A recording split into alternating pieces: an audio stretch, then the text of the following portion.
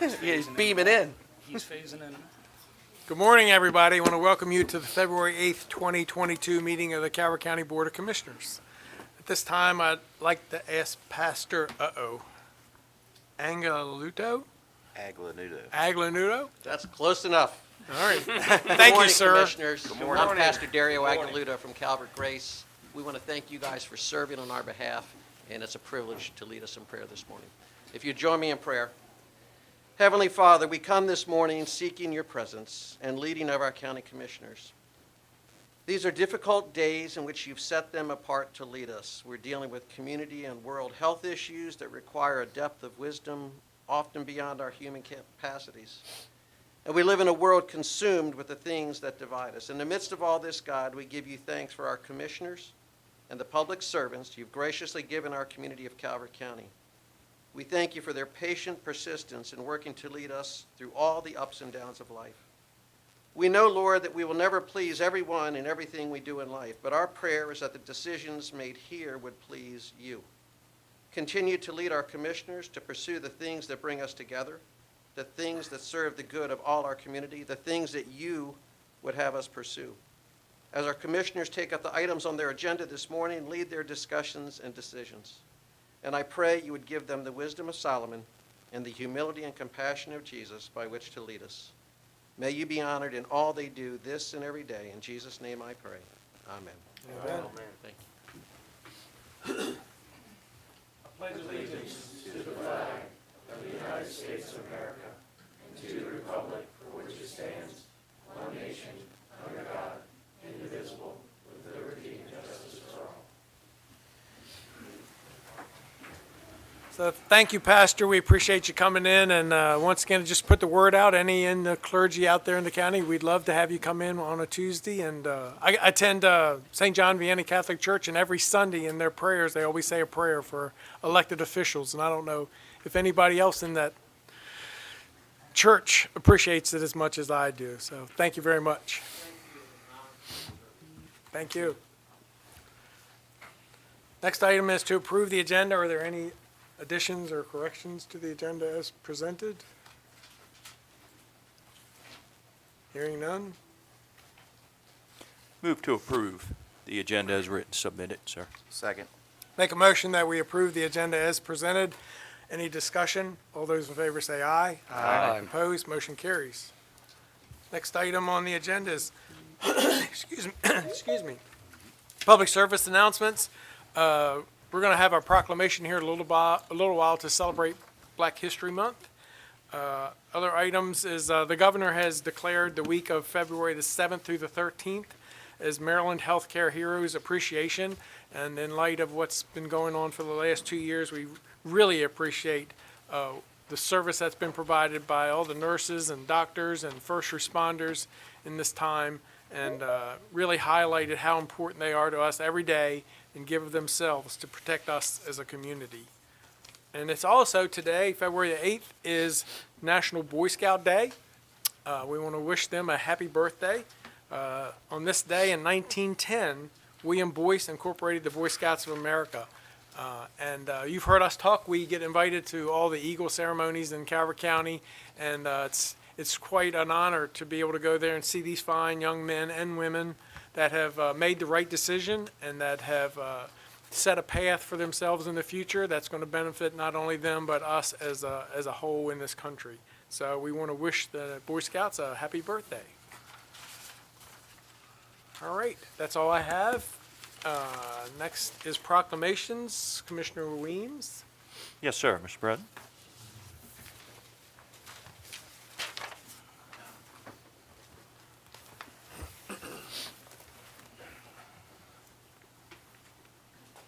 Do I have any friends in the gallery that would come forward?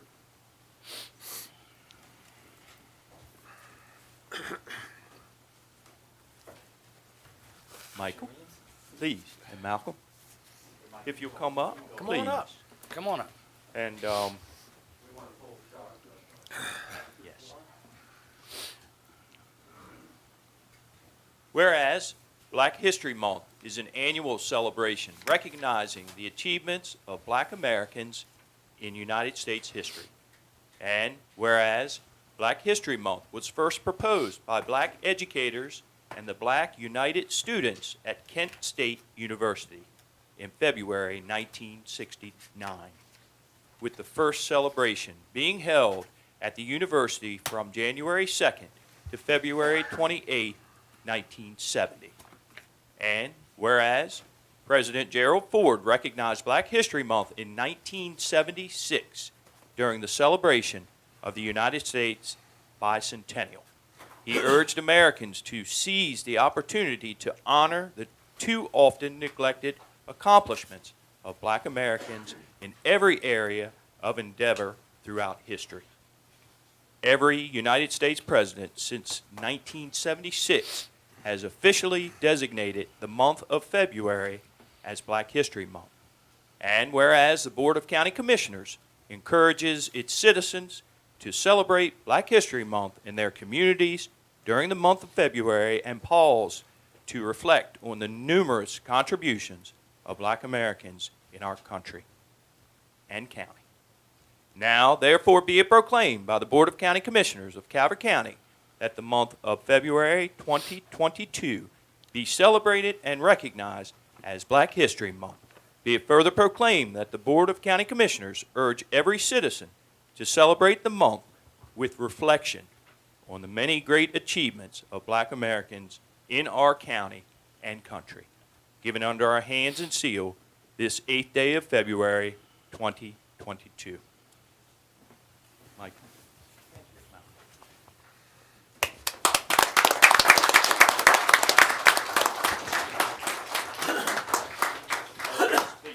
Please, sir. Since this is a historical document, and I consider myself a historian, I have to make a couple of corrections on it. The basic history is right, but Black History Week was actually started in 1926 by Carter G. Woodson, who lived from 1875 to 1950. He started a group that was called the Association for the Recognition of the History of Blacks. Actually, he called it Negro at that time, and it morphed into African American. But Carter G. Woodson was the founder. 1926, the Kent State students expanded it, and actually today it's not only celebrated here in the United States, it's celebrated in Canada, in the United Kingdom, in Ireland, and in Germany. And by the way, my name is Michael Kent, and this is my partner here, Malcolm Funn, from the NAACP. So, Michael, you know you just became our reviewer of future proclamations, right?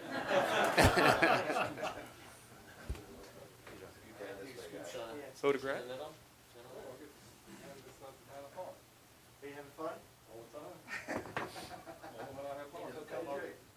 So let's scoot you in slightly, please. Here we go. And one, two, one more. Good seeing you guys.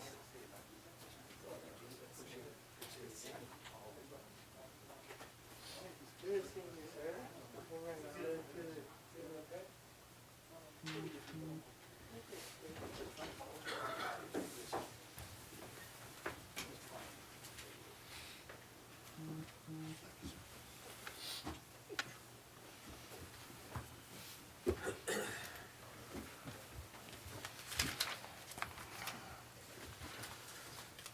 So the next item on the agenda, awards, is a memo from Lorraine Joyner, Emily Matthews. I had everybody's name here, but yours. Well, I'm not Emily Matthews. She had an engagement she had to take with her kids this morning, so I'm going to stand in for her. We're happy to have you. I'm Wes LaFray from the Employee Recognition Committee, and I'm here today to talk to you about a team of folks from Public Works. Good afternoon, almost good afternoon, good day, ladies and gentlemen. The Team Excellence Award recognizes employees who excelled in a group setting, who displayed cooperation and teamwork in support of a common goal or project, which produced exemplary results. And today's honorees certainly have that behind them. So today, the ERC would like to recognize the Public Works Project Management Overlay Program team. Brian Culmember, as a Public Works Inspector. Chris Franklin is a Public Works Inspector. John Henderson is a Site Engineering Technician. Roy Milstead, a Public Works Inspector. And Thomas Moore, Public Works Inspector, are being recognized today. This team from the Public Works Project Management Division was nominated for their effort and dedication of the overlay program. What is an overlay program, you might ask? Simply, it's when you put asphalt overlaying the top and the process of applying about 2 inches of that asphalt over an existing road surface to help prolong the life of the road. This team collaborated with a diverse network of folks and teams to perform and improve the overlay procedures for the last 2 fiscal years. The team excelled in contract management and were creative in the use of trenchless technology to free up more funding and pave more roads and surface miles. Though their goal was always quality over production, quality over quantity, they accomplished both, and they were able to pave more road miles than previous years on a similar budget. When a road needs asphalt overlay, there are 8 distinct phases, and they have to be completed in order. They include pipe evaluation, that's the drainage that happens near roads, repairs to that pipe and drainage system, tree trimming, when your car goes underneath a tree and your antenna hits a tree, it's over encroaching the road, and that has to be fixed. Pavement edging, that's when the dirt and the grass from the road, from the side creeps onto the road and takes part of the road away. Pavement preparation, pavement surfacing, shoulder reclamation, and closeout. That's a lot of stuff to do. And that means that there are 8 contracts that need to be managed. This team handled the scheduling and coordination of these contracts and inspection of the final product. The team continues to improve above and beyond their goals and has diversified to support other departments with their expertise. The ERC is delighted to join the Board of County Commissioners in recognizing our exceptional coworkers for being fiscally responsible, for finding creative and efficient ways to do more with less, and for demonstrating what we all know, that Calvert County is an awesome place to live and work. A big thank you to the Public Works for taking the time to submit this. Gentlemen, would you please come forward and be recognized by the commissioners? Oh, they're here.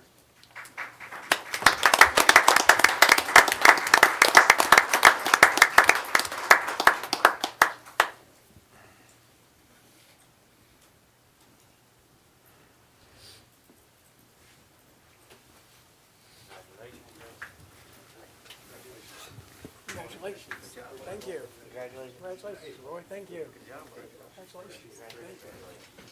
Chris, thank you very much.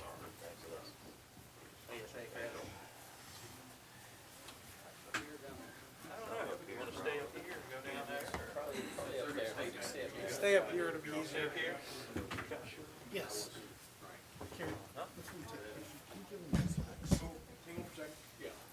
He's got it. T-shirts, he's got them. He's got them.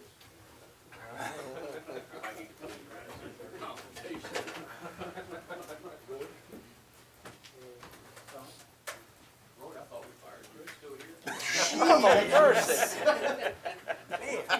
right on camera, too. Is Melanie here hearing this? Here, here, there, yeah. Yep. Find your window. Here we go. 1, 2.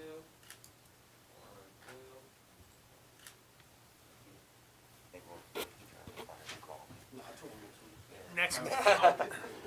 And the department head would like to have a few words as well while you're all gathered together.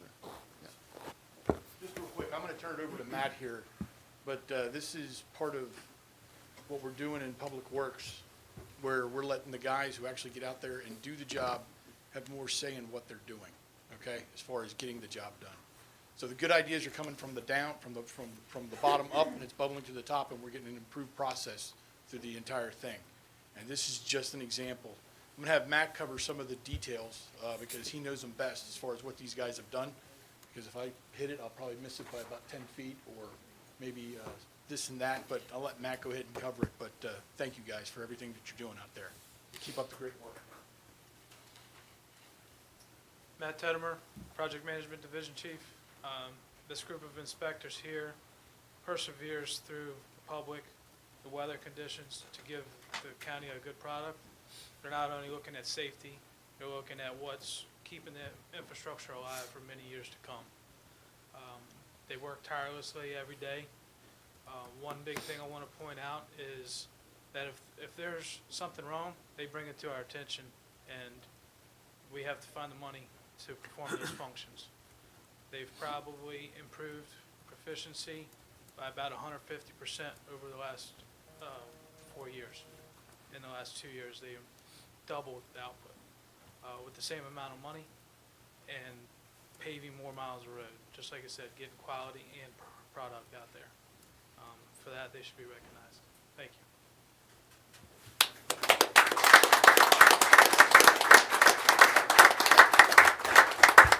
Thank you, gentlemen. Now go to work. Thank you.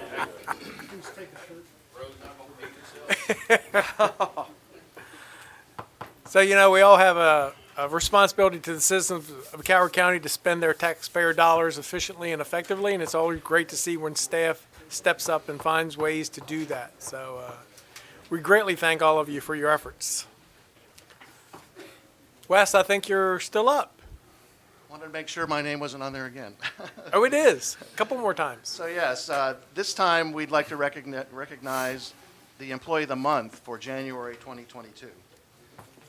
The Employee of the Month Award acknowledges individual excellence or superior job performance for an individual in the following areas: effectiveness of public contact, that means working with the public; respect of fellow employees, that means working with our coworkers; quality or quantity of work; contributions toward improving organizational morale, that means making it fun to work here; and the actions that improve the county's public image, that making us all look good. And anyone can nominate a coworker for this award. Our January 2022 Employee of the Month is Kelly Carlson. Kelly, would you come on up?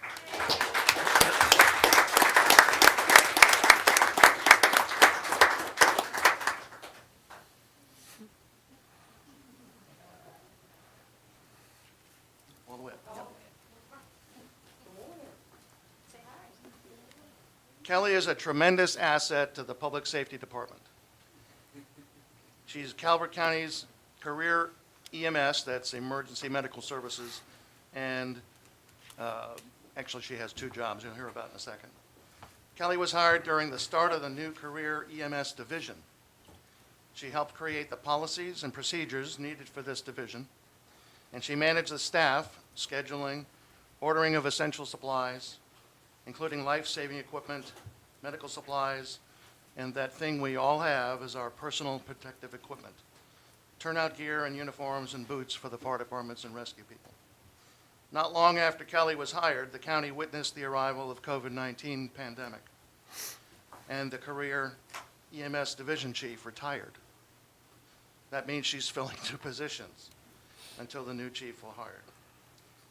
She spent countless hours searching for and ordering essential supplies needed to protect frontline workers and county staff. She kept the division up and running during the pandemic, and she showed up in person each and every day when the county government was closed. And she did that to be sure that the career EMS paramedics and EMTs had everything they needed to perform their jobs. Indirectly, she provided the needs and the care of the Calvert County residents during that pandemic in an unprecedented time by taking care of our frontline workers. Kelly always encourages her coworkers and constantly reassures them with her daily motto, "I appreciate you." The ERC is delighted to join the Board of County Commissioners in recognizing this exceptional coworker for her dedication to the career EMS division, for her consistently positive and upbeat attitude, and for demonstrating what we all know: Calvert is a great place to work. Thank you, Kelly, for all you do, and a big thanks to the Public Safety Department for taking the time to submit the nomination. Thank you, Commissioners, for your continued support of the ERC and for partnering with us to recognize Calvert County's government's truly remarkable workforce. Congratulations.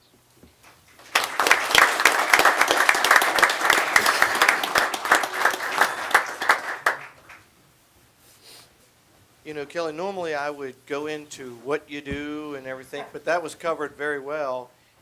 But what the biggest thing I want to say is, you know, the last 18 months have been extremely challenging for the world. And everybody's morale is so down. It's, you know, you turn on TV, everywhere you go. And the biggest thing that I keep hearing about you all the time is positive attitude. You know, uplifting when you walk into a room. You know, I tell my kids all the time, you don't have to put the superhero cape on to change the world. Sometimes opening the door for somebody or saying hello. And we can't thank you enough for the positive energy and the positive way you go around. It means so much. It really does. It picks up everyone around you. You know, you walk into a room and if everybody's, oh man, it's money, blah, blah. You know, it just starts a thing that way. So thank you so much for bringing that kind of energy and positive to us. This is for you, from everyone. And as Commissioner Nutter used to always say, the most important thing is, Jack.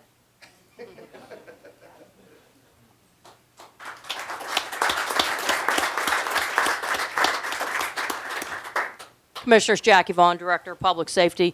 I just want to thank Kelly for all of her dedication and hard work. She did come in at a rough time. COVID picked up, and the previous division chief retired, and it kind of got all dumped on Kelly. Kelly handled it very well, held it all together. You know, she was in the office every day. We were trying to split staff, so someone, you know, we would, no one will all come down with COVID at the same time, but Kelly was the constant. She was there every day. If somebody couldn't make it in, Kelly says, I got it, I'm here. And we thank her for her hard work and dedication, and we're happy to have her part of our team. And I again challenge the department heads and the supervisors. This is 2 in a row for public safety. Please nominate your employees and recognize the hard work that they do every day. Thank you.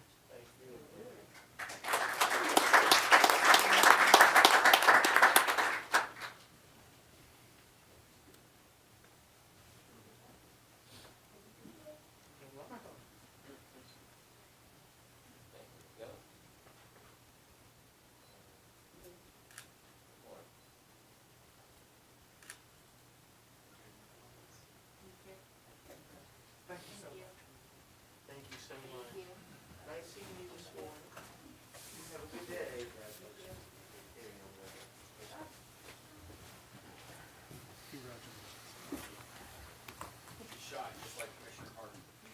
Yeah, I try to fight it, you know, but,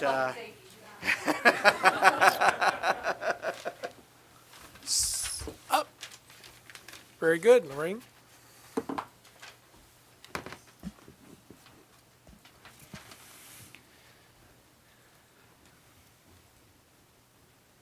Should I dive in? Okay. Yeah, Good dive morning, right in. I'm Commissioners. sorry. Ladies and gentlemen, Lorraine Joyner, Executive Administrative Assistant with the Department of Community Resources, and here today as Awards Coordinator for the Employee Recognition Committee. Because I get to announce Calvert County Government's 2021 Employee of the Year. The Employee of the Year is selected from among the 12 Employee of the Month winners, and this year it's always a tough decision. This year, we had 12 truly stellar candidates to choose from. And once again this year, we provided all CCG staff with an opportunity to provide feedback to us to give us their thoughts about the individual candidates. And so I want to share with you a few of the highlights of what we heard about our 2021 Employee of the Year. In the relatively short time that she's been employed by Calvert County government, she's been instrumental in securing large amounts of funding to benefit citizens of our county. She seems to think outside the box and develop strategies and ideas quite readily, a great quality in our fast-paced society. She's a problem solver and skilled in data analysis, yet she still manages to keep in touch with fellow employees and makes the effort to reach out and offer assistance wherever it might be needed.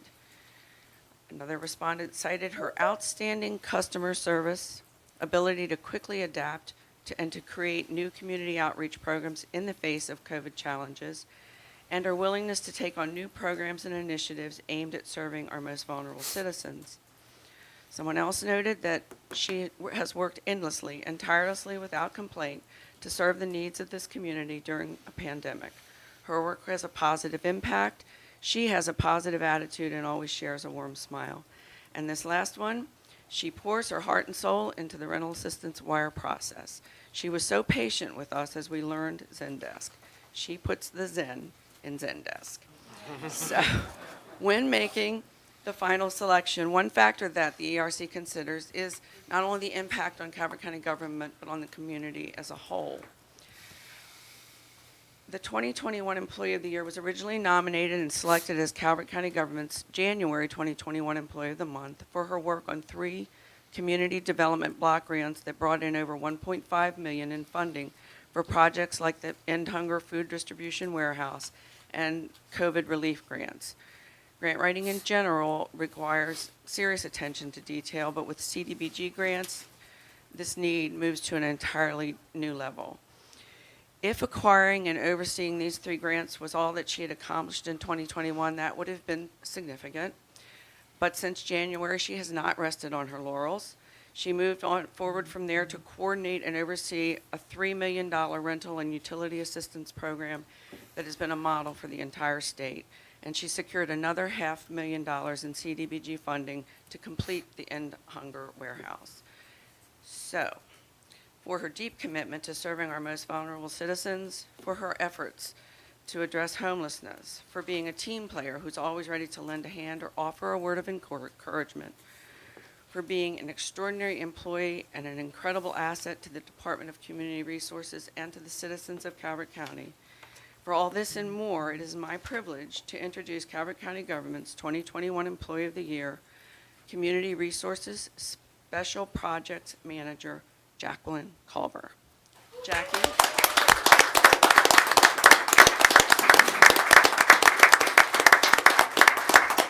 Jackie's going to join us up here, and Jennifer, her supervisor, Jennifer Moreland, would like to say a few words. Good morning, Commissioners. It's a privilege to recognize a member of the Community Resources team, Jacqueline Culver, as Employee of the Year. I looked back at my notes when I hired Jacqueline back in 2019. On one sticky note was fantastic writing skills. And right below that, no short answers, which has been true to form because Jackie covers all the bases, which in the world of grants is pretty important. I not only recommended her for her grant savvy, but her aptitude for marketing, customer service, technology, and passion for nonprofit and government work. I knew the role of Community Resources Specialist would provide her the opportunity to be of service to her local community, writing grants that support vulnerable populations. Mind you, this was a year before the pandemic. She had no idea what she was in for. This year, she was promoted to Special Projects Manager, a position that will launch new opportunities for service to our local nonprofits and ensure our department and human service sector partners are positioned to meet the 21st century demands. I have no doubt that Jacqueline's up to the challenge and feel so privileged to have her on my team. Congratulations, Jackie. I'm so proud of you. You've earned every minute of this annual recognition. I want to introduce Sandy Washington, who's on the screen. She's an executive director for Lifestyles of Maryland, and I know she has a few words to say as well. Thank you so much. Thank you, commissioners, for this recognition. We are really excited to see Jacqueline receive these honors. On behalf of Lifestyles and the many, many families we serve, working with Jacqueline, when I heard someone say thinking out of the box, there is no box. And when Jacqueline speaks, listen carefully, because while she speaks quickly, you want to catch every word. And I figured out through this time that she talks fast because she has a lot to do and a lot to accomplish. She has so much in her head, and we only get a little bit of it. Hold on to your seats, because what she does and how she does it, I say she shifts the atmosphere. And she has certainly done that in Calvert County. She has shifted the atmosphere.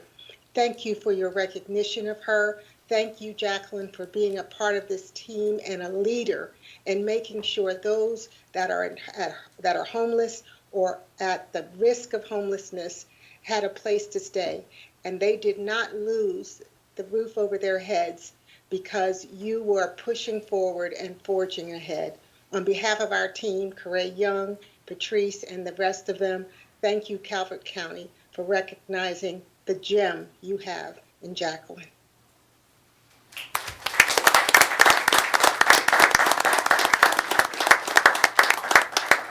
For you, they're not for John.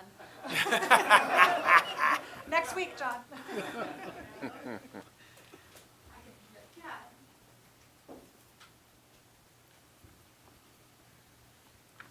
Well, I just want to say thank you. Thank you, commissioners. Thank you, the ERC, and all of my wonderful coworkers and those here today to share their support. I know I saw my mom and dad on the screen from Michigan, so that was awesome.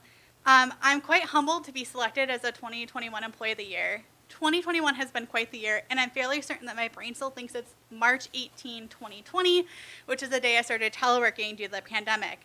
The pandemic created a unique opportunity for me to dream big and think outside the box to meet the new needs of Calvert County residents.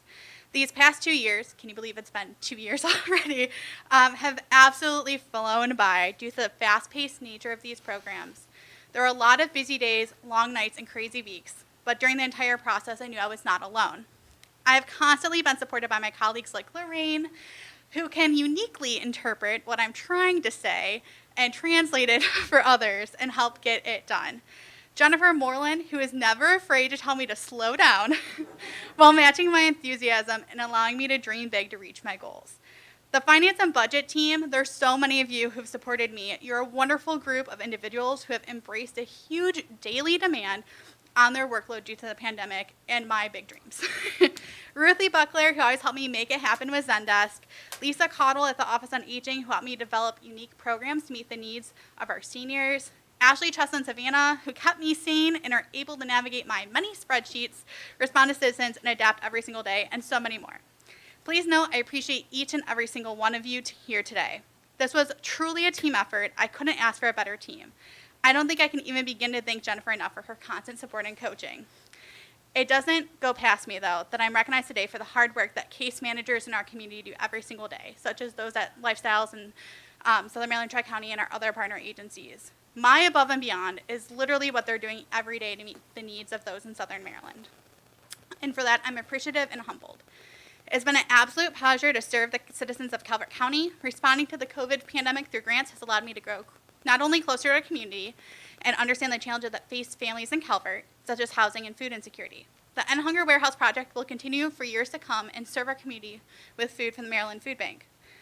I look forward to continuing to serve where I live. In my first 3.5 years here at the county, I've been able to accomplish so much, and I'm so excited to see what we're able to accomplish across my career. So today I'd like to thank everyone who made this possible and allowed me to dream big. And when I moved here from Michigan, I don't think I expected to know this much about the county and live here and work here, but it's been an absolute pleasure. So thank you for becoming home. You did all of that on 3 breaths. I know. I don't breathe.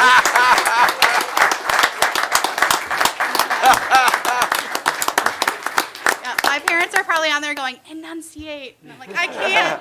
Mom is shaking her head, yes, yeah. Now we have an understanding of what Jennifer was talking about. Yeah. So we're just very glad to have you, Jacqueline. We want to thank your parents for providing you for us. So we're so glad you came here, and we benefit from you every day. So thank you very much. And I tried very, very hard to do exactly what Lifestyle said. Listen to every word. So I know I did. I know we did. What you've done is amazing. And as you go up and down the county, you'll in the future be able to look over off the side and look over at the End Hunger Warehouse and say, I did that. And you can go look at something else and say, I had a role in that too, and making sure that got finished. And Mom and Dad, thank you very much for allowing her to be here to help us out, help our county, and help all the citizens in our county. Here is a certificate, and as my distinguished colleague, Mr. Hart, says, here's a check. I'm sure that it is a percentage of the amount of grant money you got, but it probably has a lot of zeros after the decimal point. So, here you go.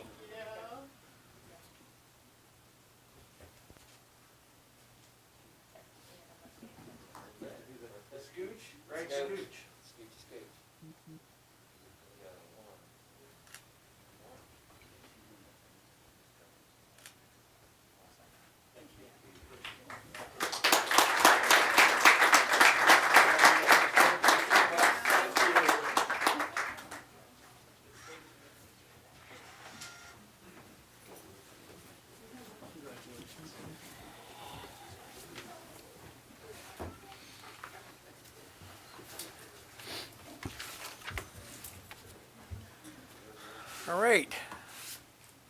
Next item on the agenda is new business. County Administrator Willis. Thank you, Commissioner President Hance. If Mr. Wilson Perrin would approach the table, please.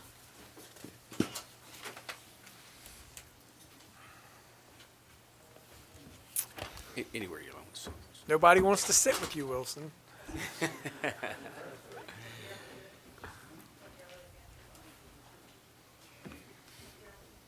Commissioners, what we have before us today is a memo and a presentation on redistricting committee recommendation. Mr. Perrin will pick it up midway through and take it on, but a little bit of background. Pursuant to Section 1-202 of the Code of Public Local Laws of Calvert County, it is the authority of the Board of County Commissioners to set the commissioner-elected district boundaries. On August 31st, 2021, the Board of County Commissioners determined, following the release of the 2020 census results, that the 2021 Calvert County Redistricting Committee shall convene to consider the current boundaries of the Board of County Commissioner districts in order to formulate a recommendation to the Board of County Commissioners on whether to keep the boundaries or to adjust them as may be necessary. The committee shall be comprised of 9 representatives of the county, 1 appointed by each of the 5 commissioners, 1 appointed by the Democratic Central Committee, 1 appointed by the Republican Central Committee, and 1 by the League of Women Voters, and 1 appointed by the NAACP of Calvert County Branch. With that, I turn it over to Mr. Perrin. Good morning, Commissioners. Good morning. Good morning. I'm Wilson Perrin, Chair of the Redistricting Committee, and I'll take over at the discussion. The Calvert County Redistricting Committee was established and convened on December 20th, 2021, and January 7th, January 14th, January 21st, 28th, and February 4th to discuss the 2020 census data in order to formulate a recommendation to the Board of County Commissioners. The Calvert County Department of Technology Services and the Election Board staff provided GIS mapping of the current maps in addition to several proposals depicting the changes in population based on the 2020 census results. And I'll go over the proposals that you have in the memo. And at our January 28th meeting, the committee voted to recommend Proposal 3, and I'll give you more details around all the proposals that we have, we will present to you today. So with that, I would like to start the presentation, first of all, by recognizing the members who are here in the audience today. On your screen, you have the members of the committee, and I did a quick scan before I came up. And I know that Ron Clark is there. He was a commissioner appointee. I saw Luke McCauley and Judy McWilliams. Is anyone else? I think that's all the members we have here. We met every Friday so far this year, so they had an opportunity to, this week, we're not meeting this Friday, so some of them went out of town. So let's hope they have a good vacation. Starting with the first slide, the second slide, just a quick overview. As we looked at the current data, one of the things we looked at was the minority population. And the map on the 2 maps on your left depicts the minority population in the county. And you can see that minority population in the county throughout the Calvert County, and in each of the districts, there are areas where there is a above average amount of minorities in the county. I just want to show that.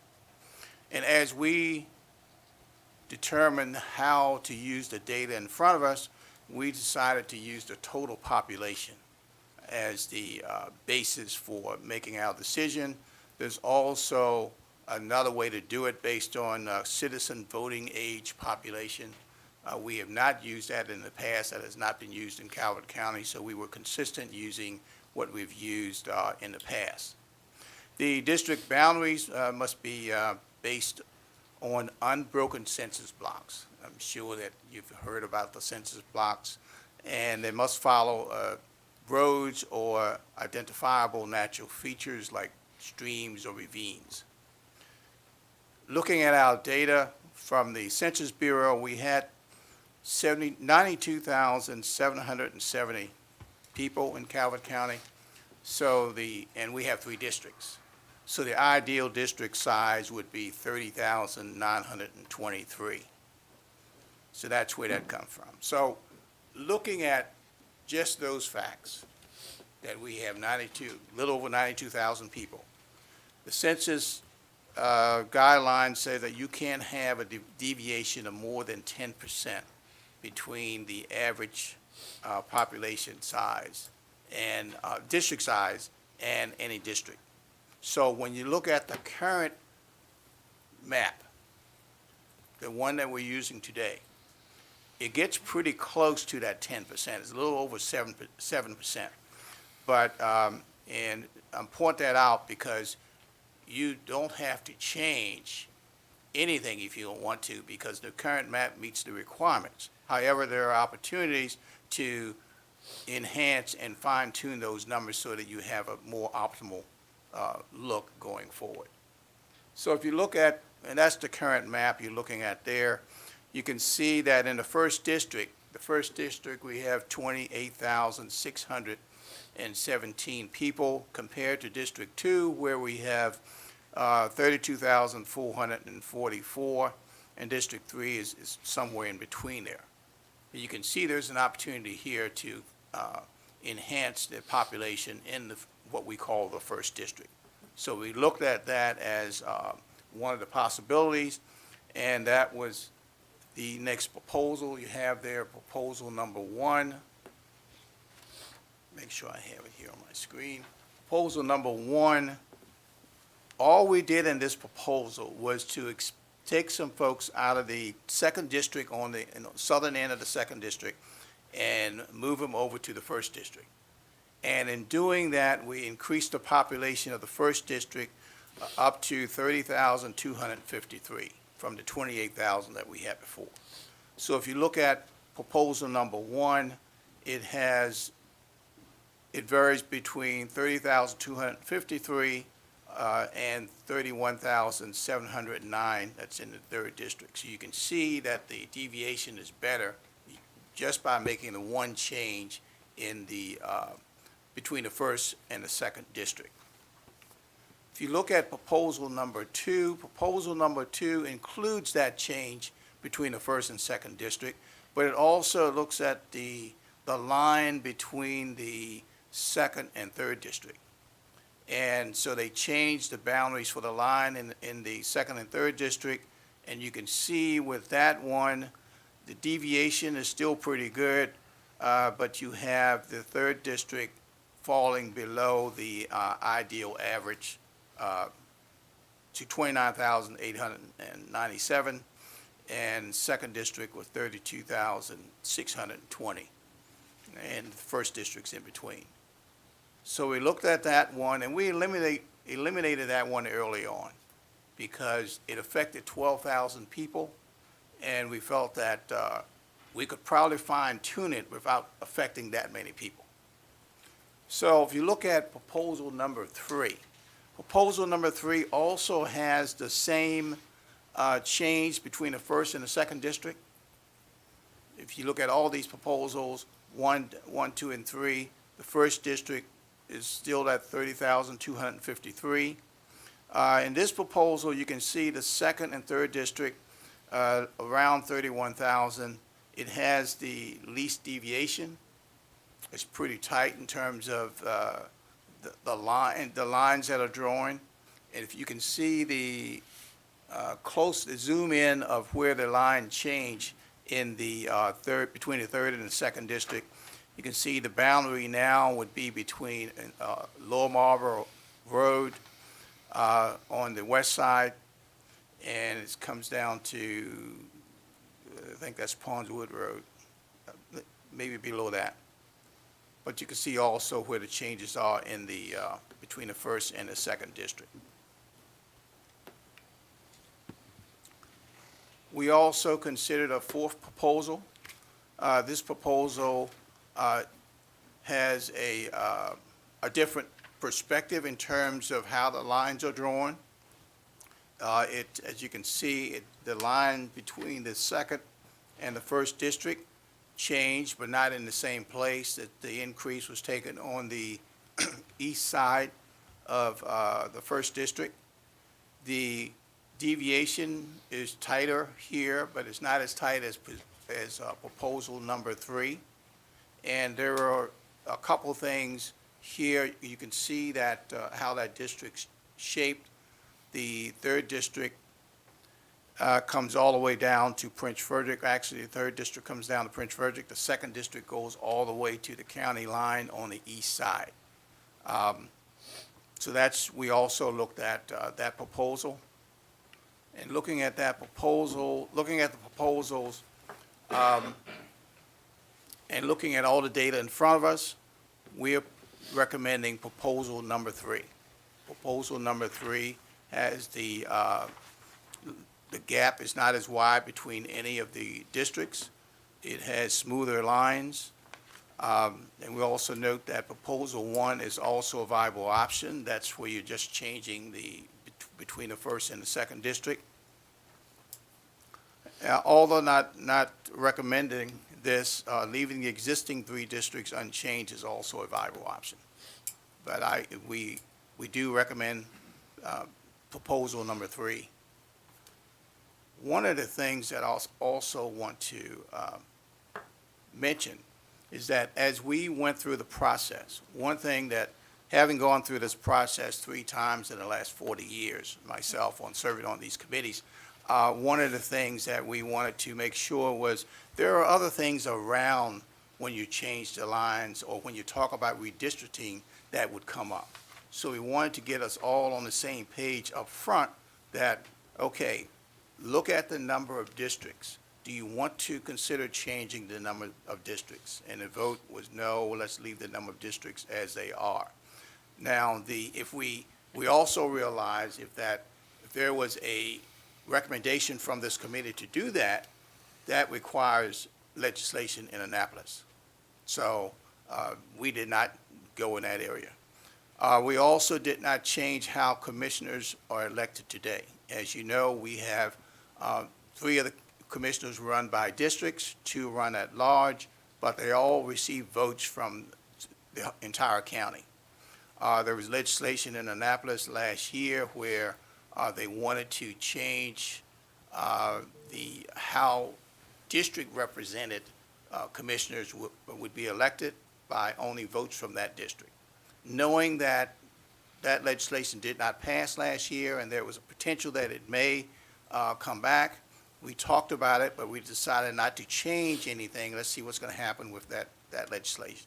So what's happening here is that not changing that or not recommending changing that means that commissioners running this year would run based on votes from the entire county. And we also spent some time talking about how the president's elected. Calvert County is kind of unique among the remaining commissioner counties. Some run on the ballot as for president. Here, the president's elected every year by their peers every December. And we talked about it, decided to leave it the way it is. I think there are more advantages to leaving it the way it is than to changing it. So we decided as a committee not to recommend any changes that would require the commissioners to go to Annapolis for change. That takes a long time. There's no guarantee when you submit something in Annapolis that it's going to come out the same way, as you very well know. So we decided to not change those areas, only look at changing the lines, and that's what we did. And I would also like to take some time to just thank the staff. I've seen the data that we deal with evolve over the last 40 years. I mean, back 40 years ago, we didn't have the nice GIS stuff or where you can take the census files and automatically exploded out into maps. We had to pretty much draw and count and do a lot of things back then. But we had a lot of support, and these names are in alphabetical order. Gail Hatfield from the election board, John Noyce, our attorney in the county. John kept us on the straight and narrow, as he always does. He did a very good job of that. Kristen Scott, Lionel Sewell, the supervisor for GIS Over in Technology Services. Ashley Staples Reed, she's the glue to keep all this stuff together. I'm sure all of you work with Ashley, you know that she's very professional and she gets stuff done, and we appreciate all the work she did on this project. Joseph Calvin Strauser, GIS analyst from Technology Service, and this last guy down here, County Administrator Willis, also appreciate all the support that when we went off on a tangent talking about budgets and stuff, he was able to take out his wallet and keep us focused. That's good to know. And there were other behind-the-scenes people from CMR and other folks who helped to give us the data we need so that we could make what I feel is a valid and a viable recommendation to you, and that is proposal number 3 that you have. Quick question, I'm Wilson. prepared to answer I'm any glad you question brought you up may the election board, because I was wondering did you determine that this proposal caused the less impact to the election board as far as the challenges they would face with changing all these numbers? It does not cause the least impact. The least impact would be to do nothing and keep the lines you have now. Right. So of the 4 proposals, I would say this one came in second. If you just do the change between 1 and 2, you're affecting about 1,400 people. When you do the change in proposal 3, you're affecting about 5,600 people. But here's one of the things you have to keep in mind. Some of the folks between 2 and 3 are changing from one district to another, but they're keeping the same location. So their precinct name will change or precinct number will change. So you got to send that notification out. So they're not really physically going to a different precinct. Some are, but there's a significant number in this proposal that are not going to another precinct. And that's important for continuity. Yes. For the electorate. No matter how many letters you send out, they're still going to go to their normal precinct thinking they're supposed to vote there, probably.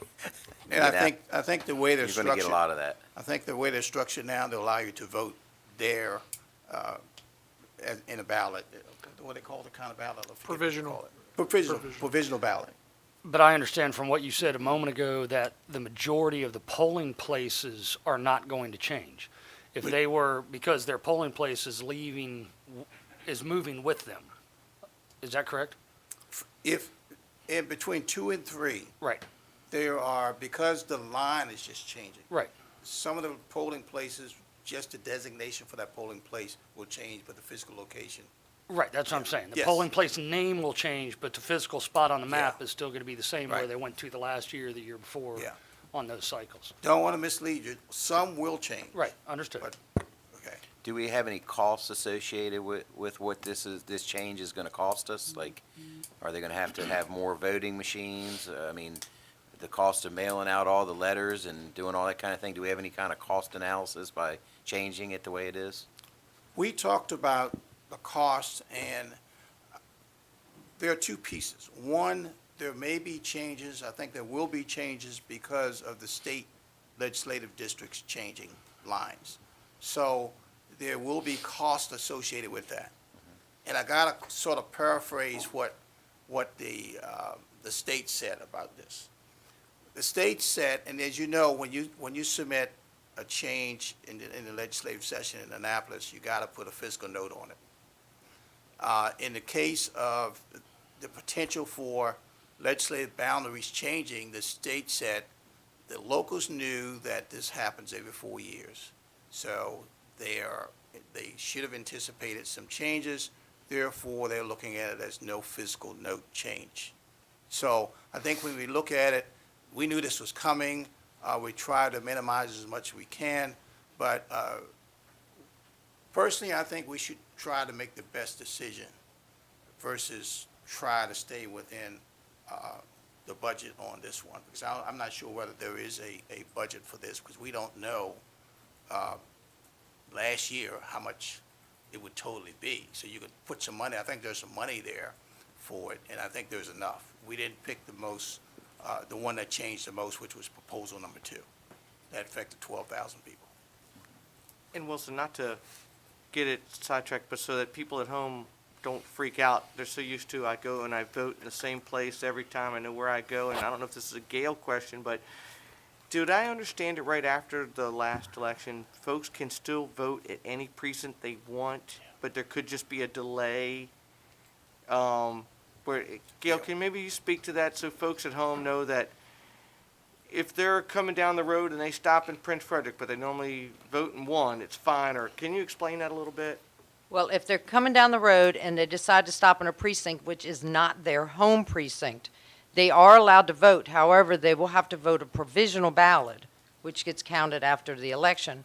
And depending on if they're in the wrong legislative district and they decide to vote there, that part of that ballot won't even be counted because you can't count except for where they actually reside. So what does this change do to them? I mean, if they're used to the same spot, I mean, are we going to have to probably notify them that they have a new location for this, or? Yes. You know, We're what going to does have this to mean to the notify person at home, basically? every voter that has any type of effect has to be notified, whether it's a number change or whether it's a physical location change, which may happen in this proposal. We will have to notify them. We're still already going to have to notify the ones with a legislative change, because the legislative line is actually coming straight across our county now, which will affect some of our precincts also. So we're already dealing with that. So yes, we're looking at, between legislative changes and precinct changes, we're looking at approximately almost 40,000 voters are going to have to be notified in one way or the other. Wow. But Gail, don't you normally send out an advance notice reminding people where they vote? Yes, we So will. you're already doing that. Well, this time we're going to have to send out we're going to send out new voter ID cards. Now, prior to the election, yes, the So- notification that goes out is their sample ballot. So you're already going to contact these people. So With the sample ballot, yes. So the only thing you need to do is highlight if those people's voting location has changed. in Well, they're a going to be letter notified prior to that. that you're already going to send.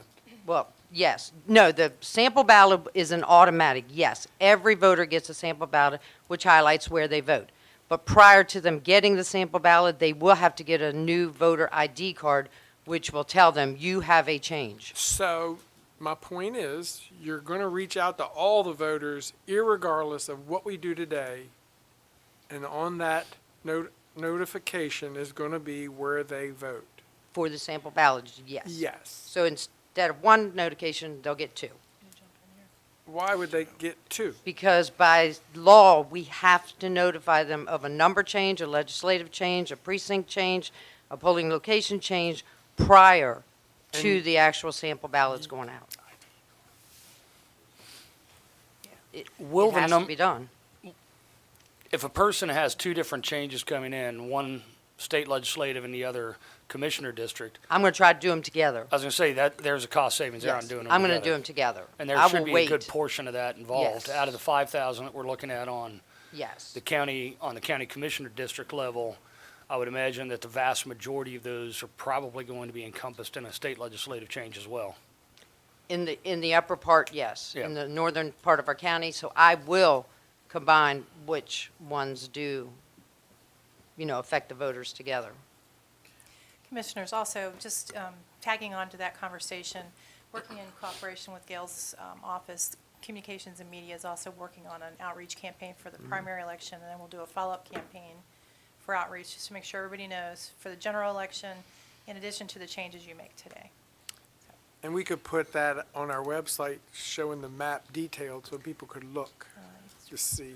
It will be ready to go as soon as you make your decision. What other changes and challenges will you face if we change it from the way it is now to one, say we pick map proposal 3? what other changes would you have to, and costs would you have to incur? Well, the main cost is going to be, of course, paper for purchasing, all the ID cards. Your postage, of course, 50-some cents per, notification that goes out. But Time, you're already- staff, You already said you're going to send out new voter ID cards, for the changes, yes. so that's not an additional cost. Well, we don't have that in our budget for now, because that was not anticipated yet. But I'm sure they'll take care of it.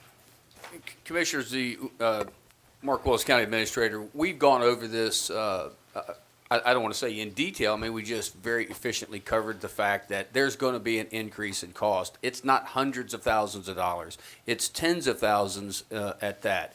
And I hate to say this because it is the citizens' money, but we're going to do what we have to do to make sure that the citizens are aware that things are going to change at the polling station.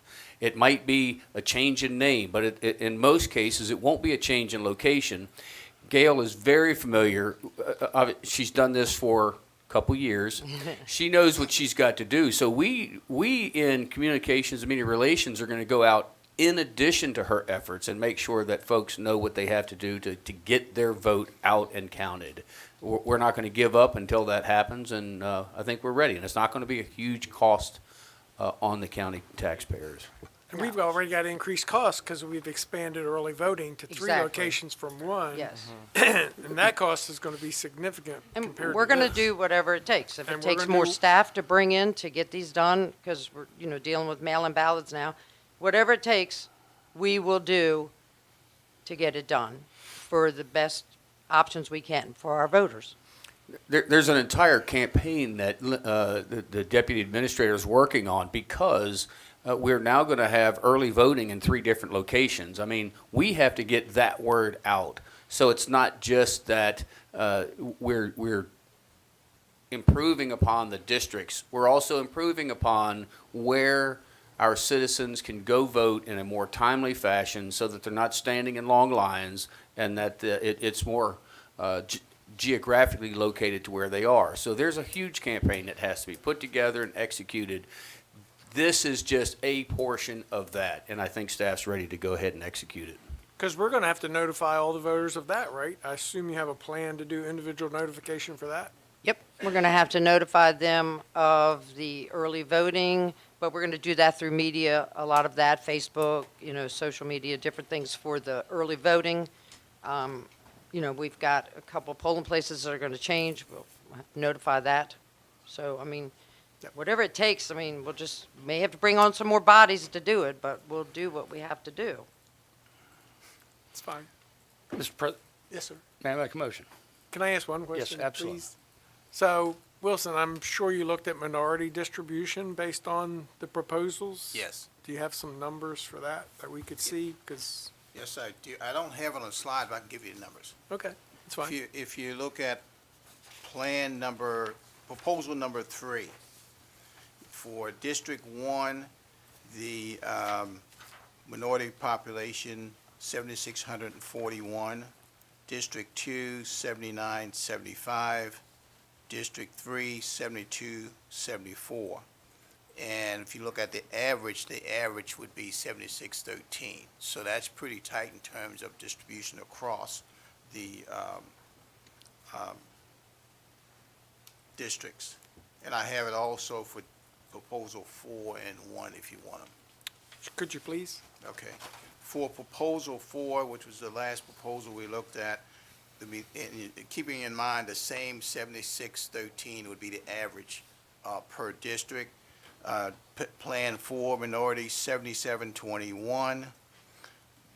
District 2, 8,082. District 3, 7,037. So you can see in that proposal, there is a 1,045 difference between District 2 and District 3. How about 1? Plan 1, proposal number 1, District 1, 7641, District 2, 7517, District 3, 7682. Thank you. Okay. Any other questions? I'd just like to say on behalf of the redistricting committee, we appreciate the opportunity to serve the Board of County Commissioners and give you the information so that you can make a informed decision. And you held 5 meetings, correct? We had 6 meetings. 6 meetings. All those meetings were publicly advertised Yes, and recorded. Zoomed. Right. And And they're available on YouTube. so if an individual couldn't make the afternoon meeting, there was an opportunity to make comments through Yes. various. I just want to make sure everybody understood that this was an open, transparent process. Yes. And that, We had the 6 meetings, we had on the agenda an item for public comment. And what we did was normally unique. Normally for public comment, you just listen. What we did, because some of the comments we received were questions, we took the time to answer the question, because that helped everybody to move along in the process. And we also had with Gail at the beginning, our election administrator, that if we got this finished by the 15th of February, that it would not be in the critical path of all the other things that she talked about, so. and you all as a group determined when your meetings were to be held. We determined at the first meeting on December 20th, we asked the question, when do we want to meet? And we came up and said, well, let's continue to meet on the Friday at 3 o'clock, and everybody agreed to that. And Then it came up later that, hey, you should have a meeting after that. do you recall how much public comment you received? Just ballpark? We see that at least a couple people every time, if I recall. Did you say that, John? I don't recall there being any less than 3 comments at any meeting other than the first, obviously. Just trying to gauge public participation in the Yeah. process, that's all I'm trying to do. So, I mean, they had ample opportunity to post questions or comments, and either in person or through technology. And Commissioners, I think there were more folks online than actually raised their hand to communicate, Yes. more folks on the phone. They were so- just listening, but they didn't Right. make a comment, so. Right. And they had the opportunity, some were on Zoom, some were on just the phone, audio. Absolutely. Thank you. Commissioner Well, Gadwood? I just wanted to say thank you. I know it was the 11th hour putting it together. There was a whole lot of trying to get census data and everything, and I just want to say thank you to you guys, everybody involved, to put this together as fast and giving us plenty of time to digest it. So thank you. Thank you, sir. Commissioner Gadway. Mr. President, I'd like to make a motion that this board adopt the recommendation of the redistricting committee and enact a resolution based on proposal 3 submitted by staff. Second. I have a motion and a second. Any discussion on that motion? Hearing none. All those in favor say aye. Aye. Opposed? Motion carries. Thank you, sir. I too want to thank you, Wilson, for chairing the committee. I know how that works. And all the committee members that gave of their time 6 Fridays Absolutely. in the evening to work through this.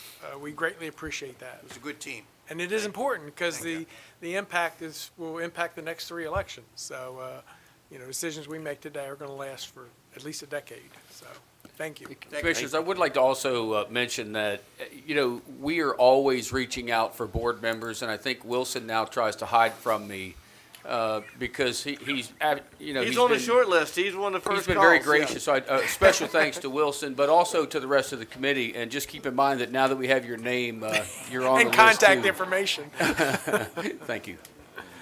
Thank you, Will. Thank you all very Thank you, much. everyone. Appreciate it.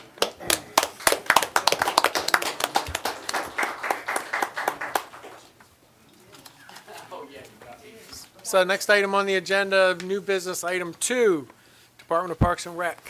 Director Nizal.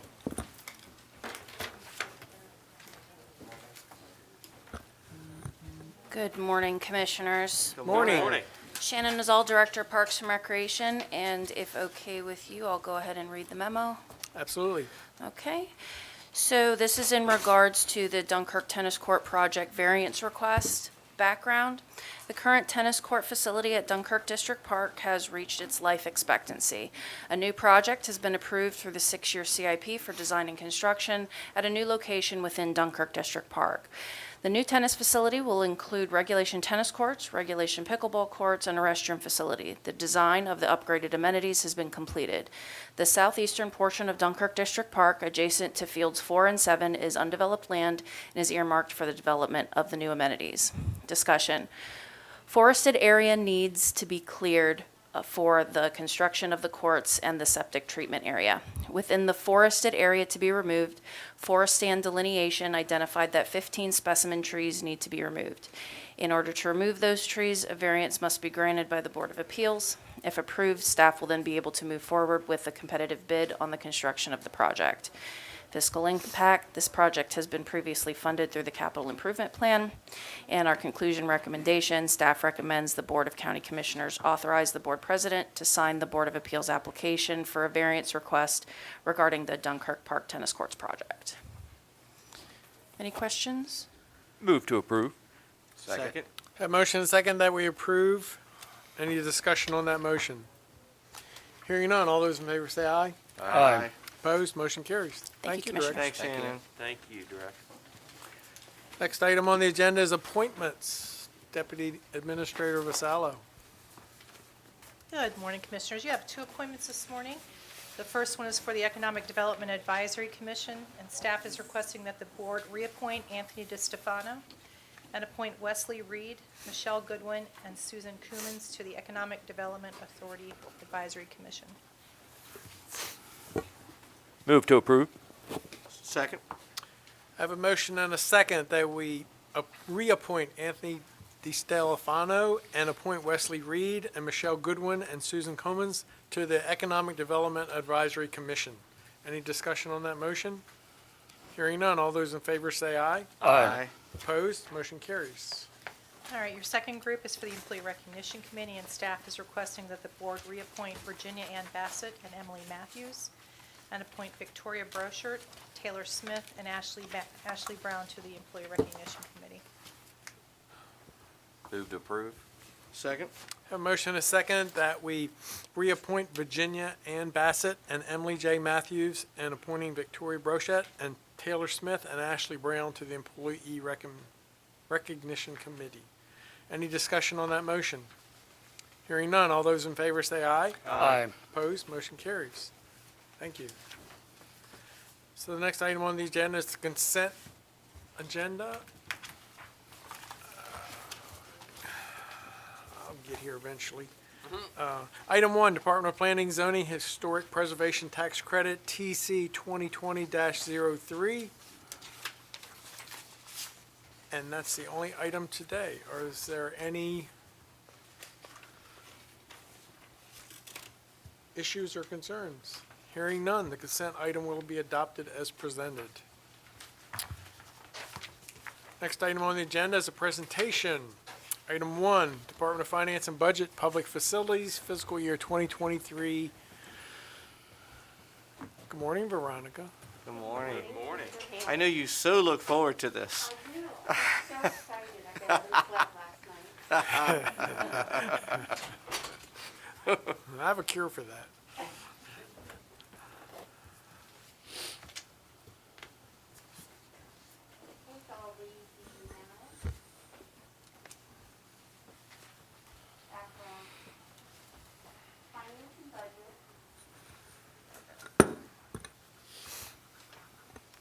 Finance and Budget and Public Facilities will present a review of their proposed fiscal year FY 2023 6-year Capital Improvement Plan, or CIP, to the Board of County Commissioners.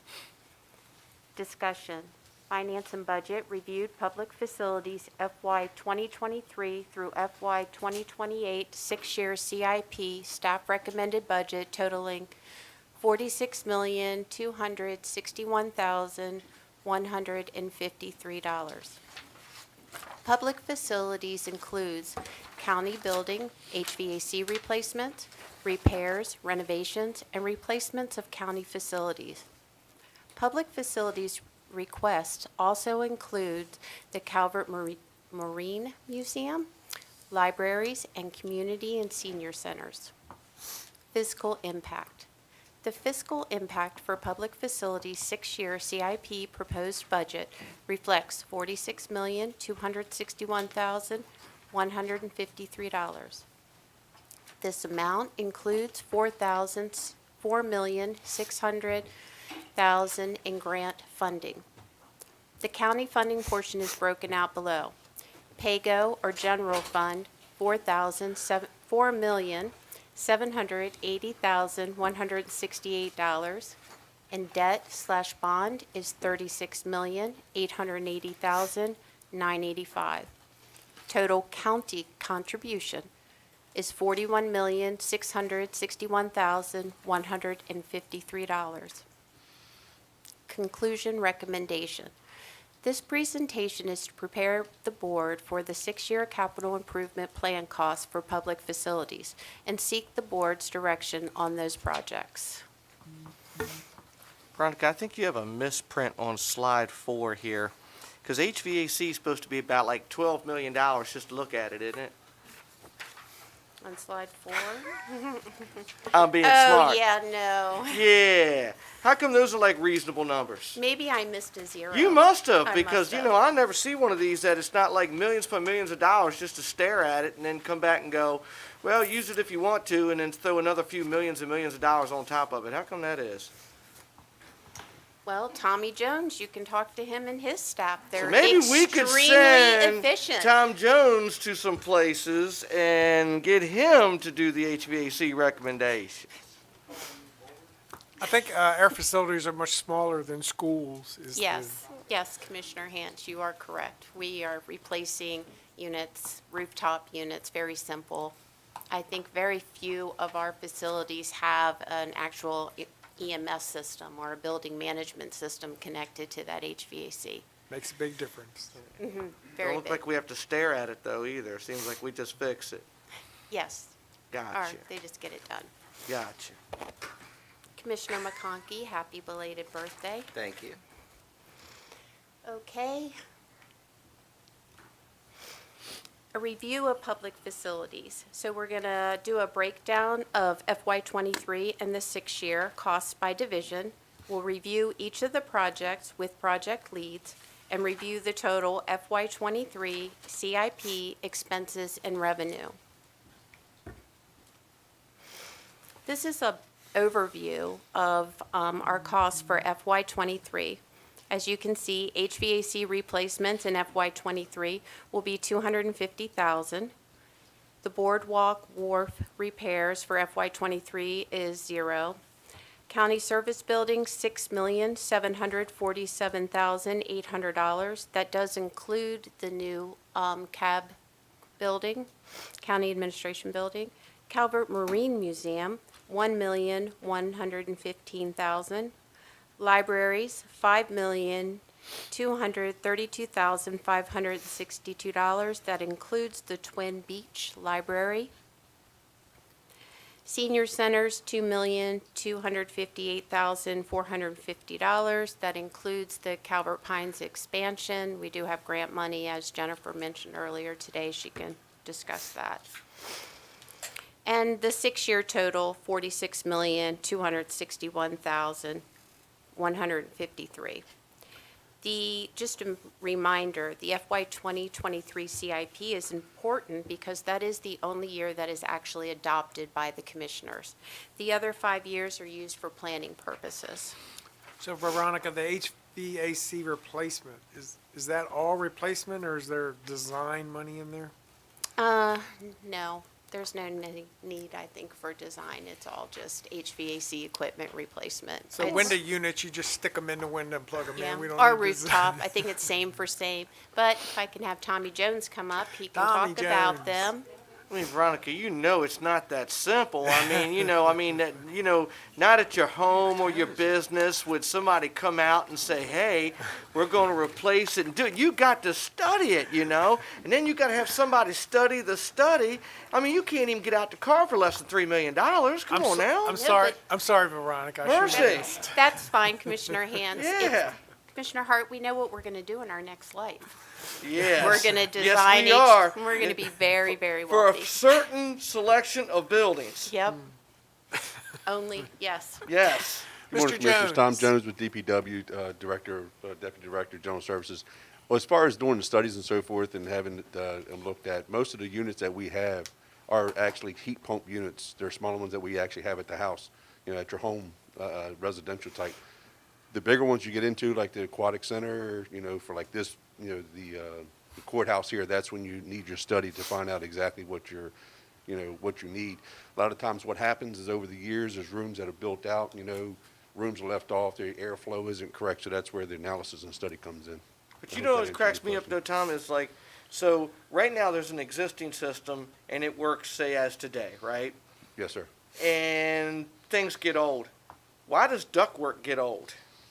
I mean, you know what I mean? I mean, for just a person like me that can't nail a nail straight, so I get it, that I'm not smart enough to understand all these big technical things. But, ductwork, the initial things, seems to me you'd grab the machine outside that generates everything and you'd replace it and move on. But no, you got to go in and rip everything out. And Well, a lot of it actually depends on the type of unit that's being installed to require the ductwork for it. One of the things that we're actually encountering right now is the like the Freon. So when you do your Freon the Freon that we used to use, say 4 or 5 years ago, they're doing away with, and they're coming out with a new Freon. So Oh, I get that. I deal with so that at the that's store part of all it. the time, different Freon. But Right. but why does ductwork have to change? Like I said, it depends on the unit. I mean, if it doesn't match up to the right size unit. That's the only thing I can Sometimes think the ductwork has to change because depending on the CFUs going through it, sometimes you have to make the ductwork smaller. So it does depend on the unit and what its So, requirements Commissioner are. Hart, we'll get Veronica's husband to come in one day Yeah, and I do a know. work session. Please. and he can I keep explain telling all him, this. keep telling him, I'm like, I'll just put a presentation together. You can come in and discuss all of these things. We'll buy him lunch. Commissioners, With Camilla, with Willis's I'll bring my wallet. Commissioners, one of the things that you have to consider every time one of these new systems that go in, we're talking about engineered systems. We're talking about systems that are engineered to put a certain output through a trunk system. They are not going to put their system on an existing trunk line and then validate and insure and warranty that system because they truly don't know the full extent of that trunk line. They're going to rip it out, they're going to put their trunk line in, and that's what they're going to warranty. But isn't like the ductwork, isn't it like, for lack of better words, it's this like tube and it shoots air through it? How technical's that tube got to be? It's got to be perfect, actually, because I've had many people come to like my properties and stuff and look at it and say, this guy didn't do it right. Right, And it's now we got to undersized. do it right. Right, you're you know? either And now oversized. they change the systems every so many years, so now if you have the old system with Freon, if you replace the outdoor unit, now you got to replace the indoor unit. But So if there's you a got, lot to- well, and I get all that, but if you got 500 feet of ductwork, okay, maybe you got to change point A where it connects to, but why couldn't you use everything else in the middle and then change at the end? It's all with airflow. Once Yep. they install a new system, they go into every room and they measure the airflow. Based on the square footage of a room, that determines how many CFMs will come into that room, which is the measurement for airflow. So if it's a conference room, it's going to get much different airflow. It's going to have a higher volume versus an office or something smaller or something that's not used for it to have maybe 30 people in it at one time, like this room. So sometimes you're cold if there's not a lot of people in it, and if it's full, you're going to get hot, but. I don't know, it just seems like when we do our buildings, it makes sense, and I don't know, I'm just not smart enough to understand it, and people can rip me for that, but I see millions and millions of dollars for something that we're gonna tear up 15 to 20 years later, that ductwork can't last a certain period of time, We have but. an expert. Commissioners, as it turns out, we have an expert at the mic, Good. and Right. he is And going Doug to is an explain expert, it. so Doug, so please. There will be no questions following his Yes. explanation, I'm sure. Thank you. You're welcome. I trust what Doug tells me. What do you got, guys? The question, why do you have to rip out the ductwork when replacing the HVAC system with a new engineered system? because a lot of the newer equipment with the higher efficiencies, it requires specific airflow and static pressure in the system, and the ductwork has to match it and supply those numbers if you want to get the rated efficiency out of it. A lot of the older stuff, they didn't care. They just blew it through the ducts. The new stuff, it's got to be right, or you're going to have problems. What about warranty? That's another thing too. If the system's not operating in their design specs, they're not going to honor any manufacturer's warranty or contractor's warranty with it. And for So this is additionally a higher SEER unit, better for the environment, so we're going green. Yes. And it's also harder to put the correct ductwork in when the building's already completed, as opposed to when it was originally put in when the building was built too, so. Correct, you have to adds pull to out it. all these ceiling tiles. Everything Exactly. has to come out, and that's I labor. guess. I guess. I know. Well, don't ruin it. We need to, next life, we're gonna have to make lots of money, so I don't give them the I guess, answers. We have a really Thank good. you, Thank Doug. you, Doug. Hey, thanks, Doug. Thanks, Doug. We do have his beeper number if we have any more questions, right?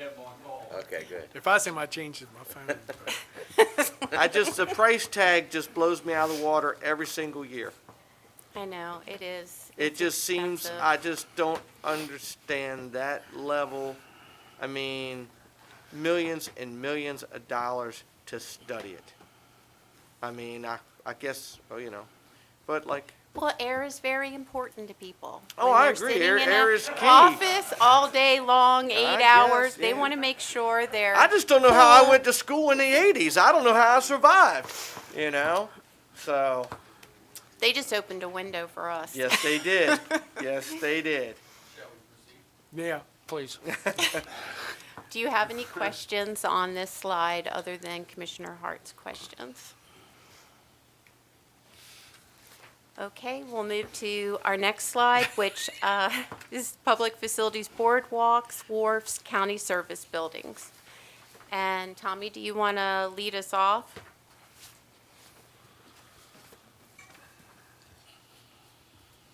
Morning, Commissioners. On that slide there, you see with the Railroad Museum, we have slated $117,000 for a cedar shake roof to be replaced. That roof has actually been giving us some issues over the past couple of years, so we've just gotten to the point to where we're going to replace it due to the time spent and so forth to get away from that. The security upgrades, we've gone through and done multiple security upgrades throughout the county, at some of them at the parks and so forth. This 130 that we're asking for is going to bring us towards the end of the top 10 that we had given you guys, I want to say about 2 years ago. Now this is going to cover the Dunkirk Park and the Community Resource Building as far as security. Do you have any questions on any of the out years? Tommy just highlighted FY '23. Thank you. Deputy Director Cosgrove. He can talk about some of the projects that are more renovation, larger projects. Good morning, Commissioners. Jared Cosgrove, Deputy Director of Public Works. In FY '23, we're looking at the county admin building at about $6.5 million. We will be in front of you all, I believe, next Tuesday to give you an update and discuss the county admin building further and where we sit with that along with the budget moving forward. There's a few projects in the out years which are renovations, which include like the courthouse, the mailroom, and the election board. A lot of those are domino effects of the admin building. Of course, the purpose of the admin building is to move staff all into one building and to move the commissioners and so forth and the treasurer and all out of the existing courthouse to provide them additional room. So when we start finishing up the admin building, we're looking at programming money in to start renovating the courthouse to suit the courthouse needs. Same thing with, there's always been talk of a new sheriff's building, so we threw that in the further out years around FY '28. So it's in the CIP, so it can be on everybody's mind moving forward. And of course, that can be adjusted as we move forward. Is there any additional questions on those projects? Okay. Thank you. Thank you, sir. Thank you. Our next slide is Calvert Marine Museum and Director Jeff Murray.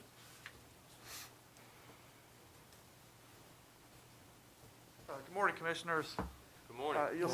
You'll see that we do for FY '23 have $265,000 for further renovation of the Lower Oyster House, working on roof, chimney, interior room paint, and a potential interior boardwalk for that building. Once we get done with what we're doing now, which is siding, repairing the buckle in that north end, and then painting everything, as well as the 2 signs on the building. We also have land acquisition in there, and that is moving forward. That is not county money. So that is not county money. That is grants other. That is, we're doing that. Good So job. why is it in our budget? Just because he's I got think to it has account to for be. it? Yes. Private contribution. Yes, So if we private receive it prior to him starting, we'll have someplace to hold it and show it. And we do have $100,000 for HVAC replacement in the exhibits building. Those. Thank those you. units- That's only 5 I window know. I'm units. sorry. You knew it would come out Put a fan, somewhere. buddy. didn't you? Look at a fan Just out some back. fans. We've hidden this HVAC outside of the HVAC. I'm not sure how that happened, but The otters are going to keep them cool. the out years. Pass out fans to everybody that's standing when they come in. We've done that. There's still money for the paleontology center, the Tennyson Hall replacement if needed, and for the otter exhibit, the exterior otter exhibit out in the out years. Happy to take any questions. Looks good. Thank you. Thank you. Thank you. Thank you very much. Thank you, Jeff.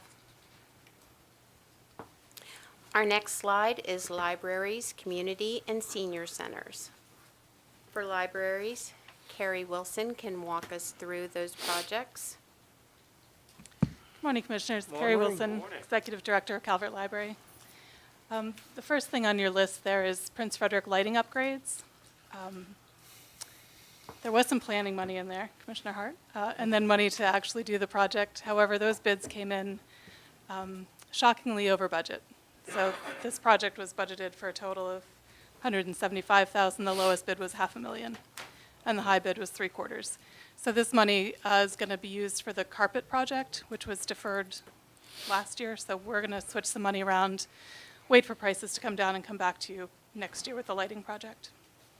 The Twin Beaches new building, you see that's the second half of the construction money. We're opening bids for that on February 11th. So cross your fingers with me. There were 15 companies at the pre-bid mandatory meeting. So cautiously optimistic that that means the bids will be competitive, but you've seen what bids have done lately, so we'll see what happens. The deadline for applying for additional state capital grant money for libraries is a few weeks after to declare my intent to apply for more grant money is a few weeks after that bid opening. So if we need to go back to the state for additional assistance, we'll do that. So what's the date of the bid opening? February 11th. Carrie, can you talk just a minute about the state grant funding that you've gotten so far for the library, please? We've gotten $2 million is already guaranteed, and there's $2.5 million in the governor's budget this year that we expect to be approved at the end of this year. So that'll be a total of $4.8 million from the state. And as I said, we can go back for additional. They'll do up to 50% of this project. So. Thank you. Yeah, the library technology hardware, the increase in fiscal '23 and '24 for that is outfitting for the new Twin Beaches branch building. So then the numbers go back to being more reasonable maintenance of switches and routers and servers. But happy to answer any other questions you have. So if we approved the money for lighting, they're going to reallocate it for carpet. Do we have to reapprove that? Depending on the amount, yes. Once, if she has me. $300,000. Yes, I'd transfer it over into her lighting upgrade. Honestly, these projects actually are kind of married together. So she could come in front of you and ask to have that money allotted to the carpet, or I could move it since it is a sub-project. I was just thinking, we approved it for one purpose, and they're going to reallocate. That would take an action by the board, or we're sending the message out there that you can just spend the money any way you want after we've approved it. Commissioners, we can, in this particular case, because it's a subset, but we believe in the transparency, so there's no reason why we can't bring that before the commissioners so that the citizens will see what we're doing This is with just that a money. work session, so when we do the final, the request should be to reallocate. Sharon found money. That's what that means? She jumped up to the microphone. So what we can do when we present the budget in March is we can put a line in there that says Prince Frederick lighting upgrade, and then show a decrease, and then put in there Prince Frederick Library carpet replacement, and that way it'll just go through the budget process. Or we can come in front of you, Yeah, whichever. either way, but we have been, we typically can run things through the budget process, so it's transparent going from one portion to the next. But you understand what my point is. Yes, right. And this would show the citizens of it's moving from one area to another. Right. Yeah. I'm sorry. No, it's fine. Thank you, Carrie. Thank you. And our next is Community and Senior Centers, Calvert Pines Senior Center Expansion, Director Jennifer Moreland. Good morning. So the Calvert Pines Senior Center is getting renovated and expanded. We are one of 3 projects in the governor's capital project budget for aging services buildings. So that was good to see. That's $800,000. We have several options that we're looking at right now for concept, and some of them will save us money. So we're and still meet our goals for this expansion and renovation. There's some ADA, sprinkler systems, some things that have to be done because it's a very old building. And then there's work that we need to do to create more office space because of the increase in demands for staffing. So the expansion, that's just a change of current floor plan. That's not a Correct. real addition. Correct. Well, one of the options is calling for pushing out east and west side of the building, so that would actually create. The other option is actually using one of the enclosed garden spaces instead of that particular option. So. So the 200,000 is for engineering? So we're at concept right now, and so we still have our next, which is the 75% engineering and architectural. So that's part of the funding. With the 800,000, and then obviously this is for construction. And the 2.2 is all on us, or is there some grant funding in there? I'm just asking. That particular amount, hold on, let me look at my breakdown. I think 1.458450 is on the commissioners, and then 800,000's on the grant from the state. If we find out that we need additional funds, this particular project is eligible for a community development block grant. So put Jacqueline Calvert to work more, like she needs it. I was just asking. I know later we'll see that, but just right now. Yep. Thank you. Thank you. Okay, that wraps up the presentation portion with all the direct departments. As you can see, this is the total expenditure and revenue summary for FY23. And public facilities is the 3rd row down, highlighted in yellow. Their total expenses are $15,603,812. Paygo, $1,036,400.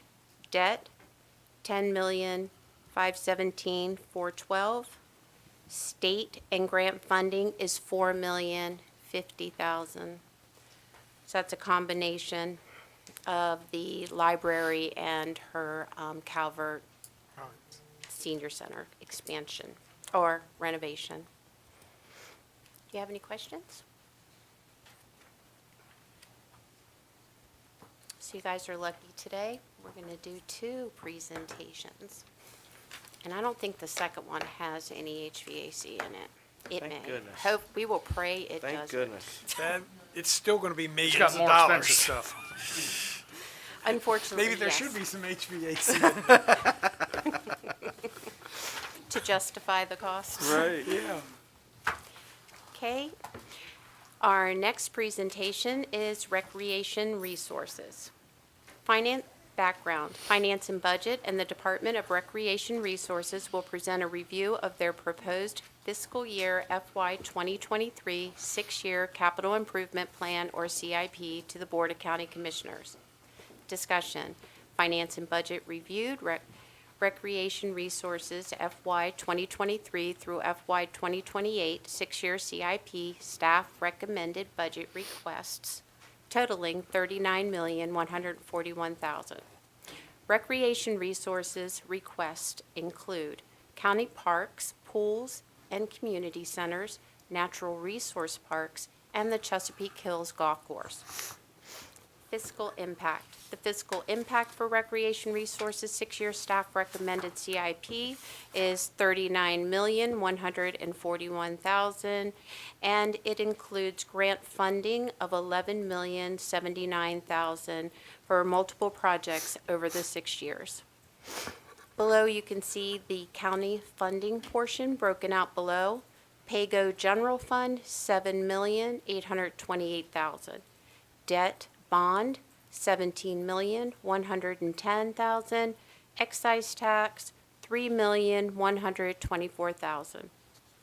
Excise tax can only be applied to 3 of our departments' CIP capital project cost. That is the Board of Education, Parks and Rec, and Transportation can utilize that money. Conclusion recommendation, staff is seeking the BOCC's direction on Recreation Resources FY 2023 staff recommended 6-year CIP projects. Again, we'll review the FY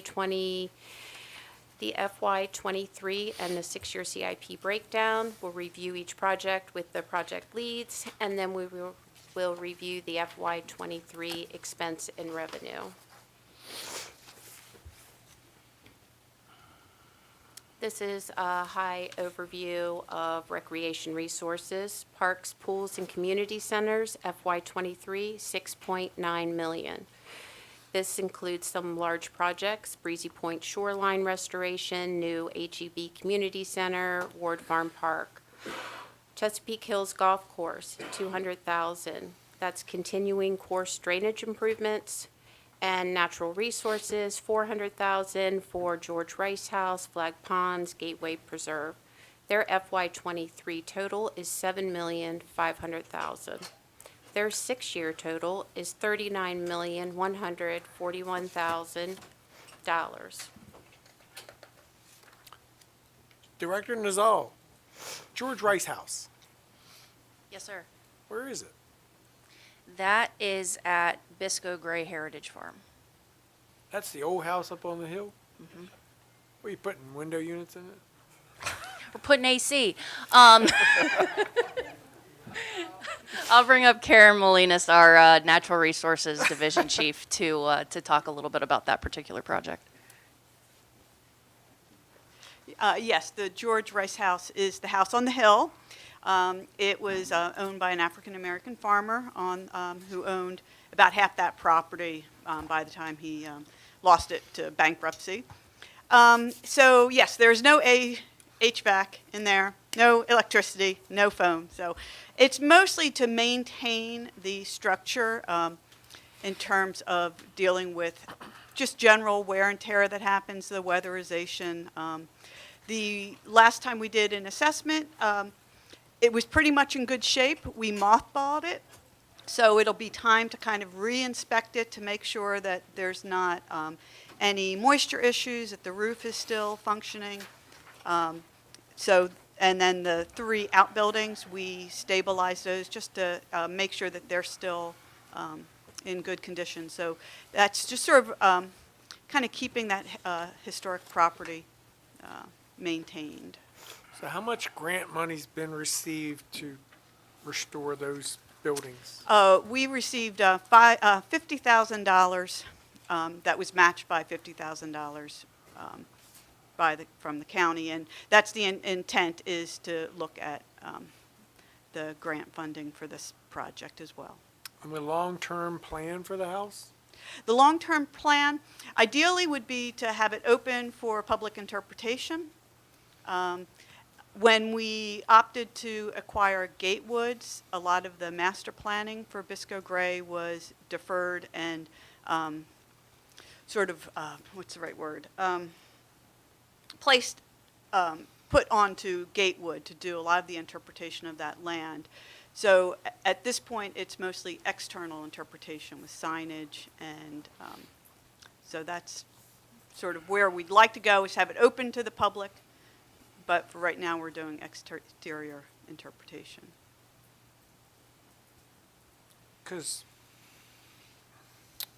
I don't want to get on a tangent, but we acquire all these properties and then you all develop plans to do whatever your vision is, and the money doesn't grow on trees. Mm-hmm.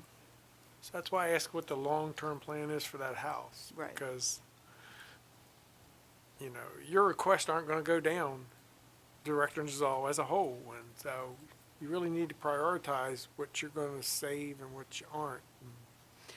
Well, this, because of the grant that we did receive, there is a historic preservation easement on the property.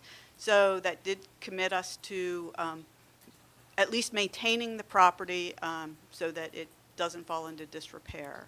So we are obligated on this property, on those houses or those buildings.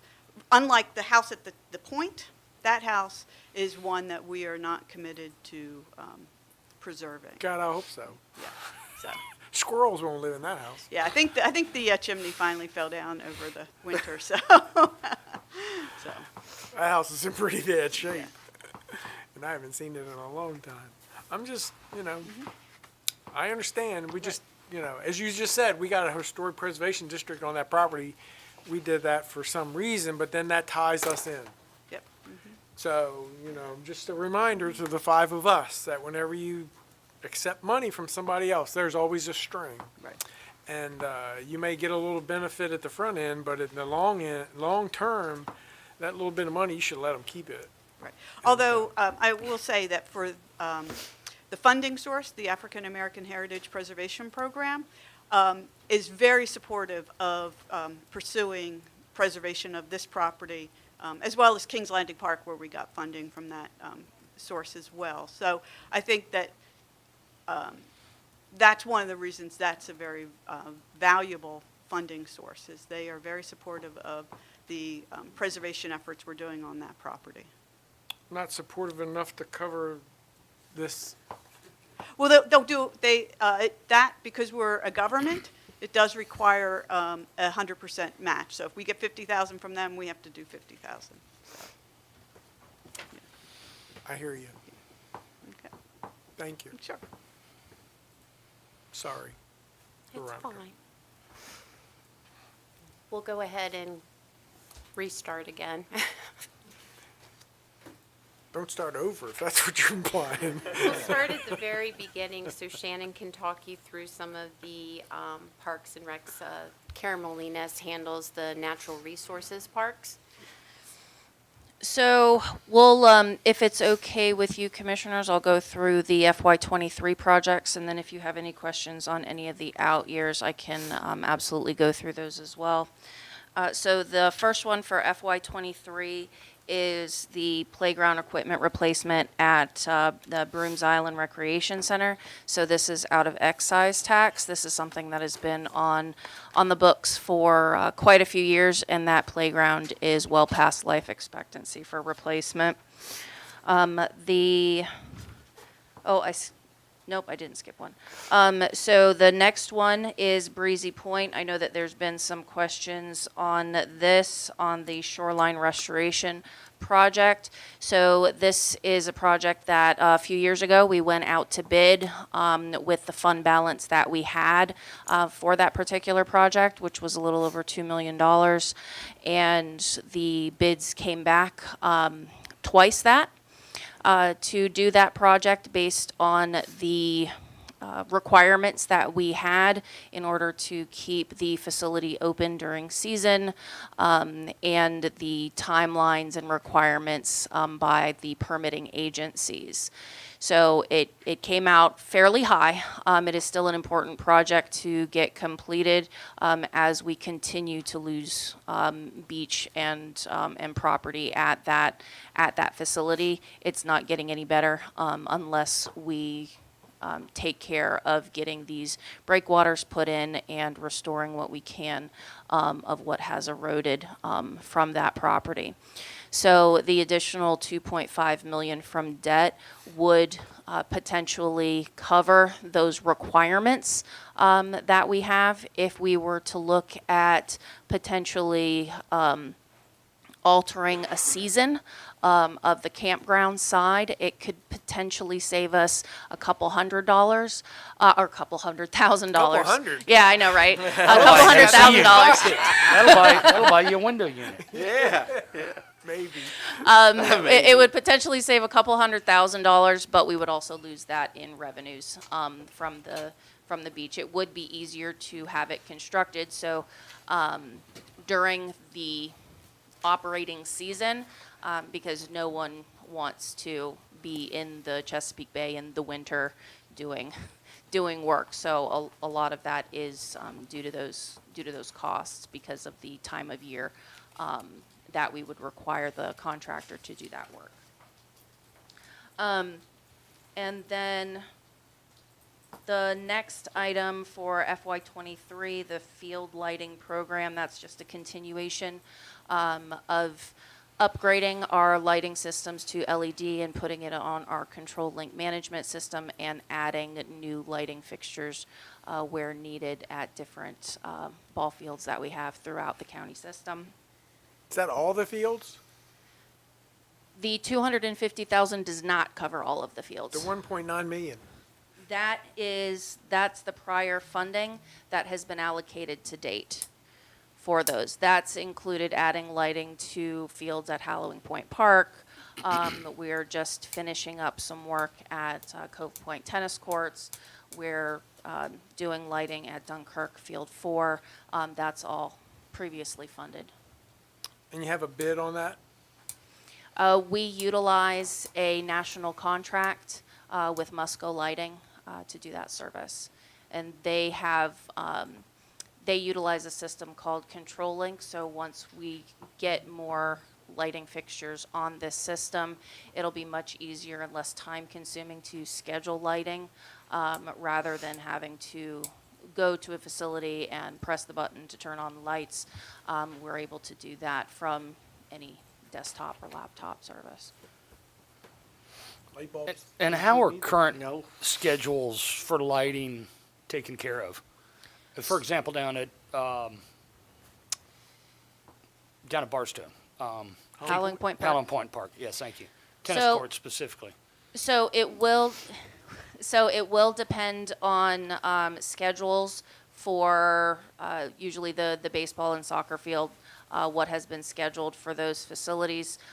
When it comes to the tennis court lighting, those are on during the dark hours of the park being open. I know we did have a change in when the daylight savings time, when those issues came up and staff has to manually change that schedule with the system that we have, so. I didn't know if there was a way to not pay for the electricity while they weren't being used. That's why I asked. So we do have something in our youth sports provider agreement that allows for that capability. If someone has scheduled a field and they're not using it and we have the lights on and, pun intended, lights on, nobody's home, that we have that capability in our youth sports provider agreement, but we have not utilized that to this point. Gotcha. There's no way to put a motion sensor on them, is it? So it's more complicated than that sounds. With the control link system, what that allows us to do is schedule the lights to be on, and then for services or users of those facilities, they would have the capability to call in the number and turn those lights off.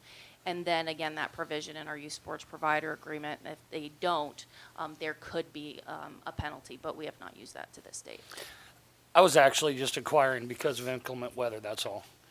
Inclement weather, when it's not going to be used, if there's a foot of snow on the ground and it's fallen, With the control link system, we're able to control that outside of the park itself.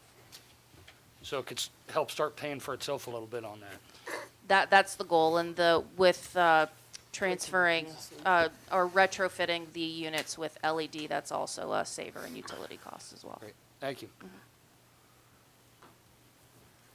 The next item, I think, would be the next slide, right? Okay, so for Cove Point Pool, the pool improvements, that $150,000, that is to cover additional amenities at Cove Point Pool, including shade structures in the back of the facility. The funding that we've received to this point should cover the complete redecking of the facility. We were expecting to be able to pay for some of the amenities with the funding that had already been allocated. However, the contractor, we're not able to phase the last couple sections of that decking, so all of it needs to be completed at once. So we have saved our pennies to be able to complete that project, hopefully after this next season. And then the next step after that would be looking at upgrading some of the amenities to make for a better patron experience at the facility.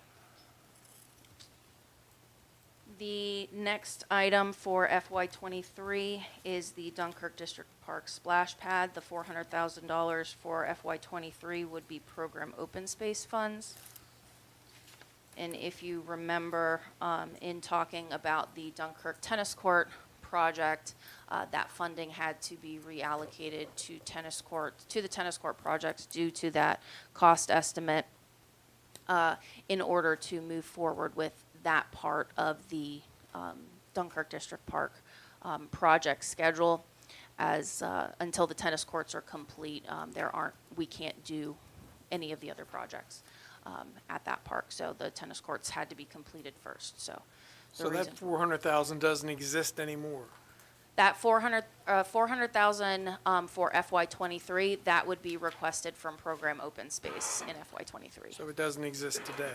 Today, it does not, but it is an allocation in the governor's budget. So are we really going to spend $2.5 million on a splash pad?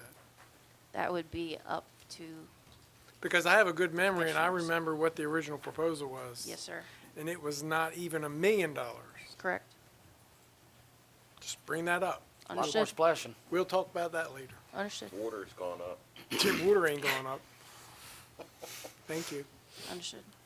Yes, she didn't take 2.1 million here and switch it over to the tennis court. She No. didn't have that to begin with. No. It was like 798,000, something like that. It was just the 400,000 that was dedicated that you had to shuffle to cover the Yeah, other project. right, to cover that. So Right. in looking at the actuals, the splash pad construction, when we were, that project was moved up a number of years, that's when we went into research mode to see what the requirements were for a facility of that type.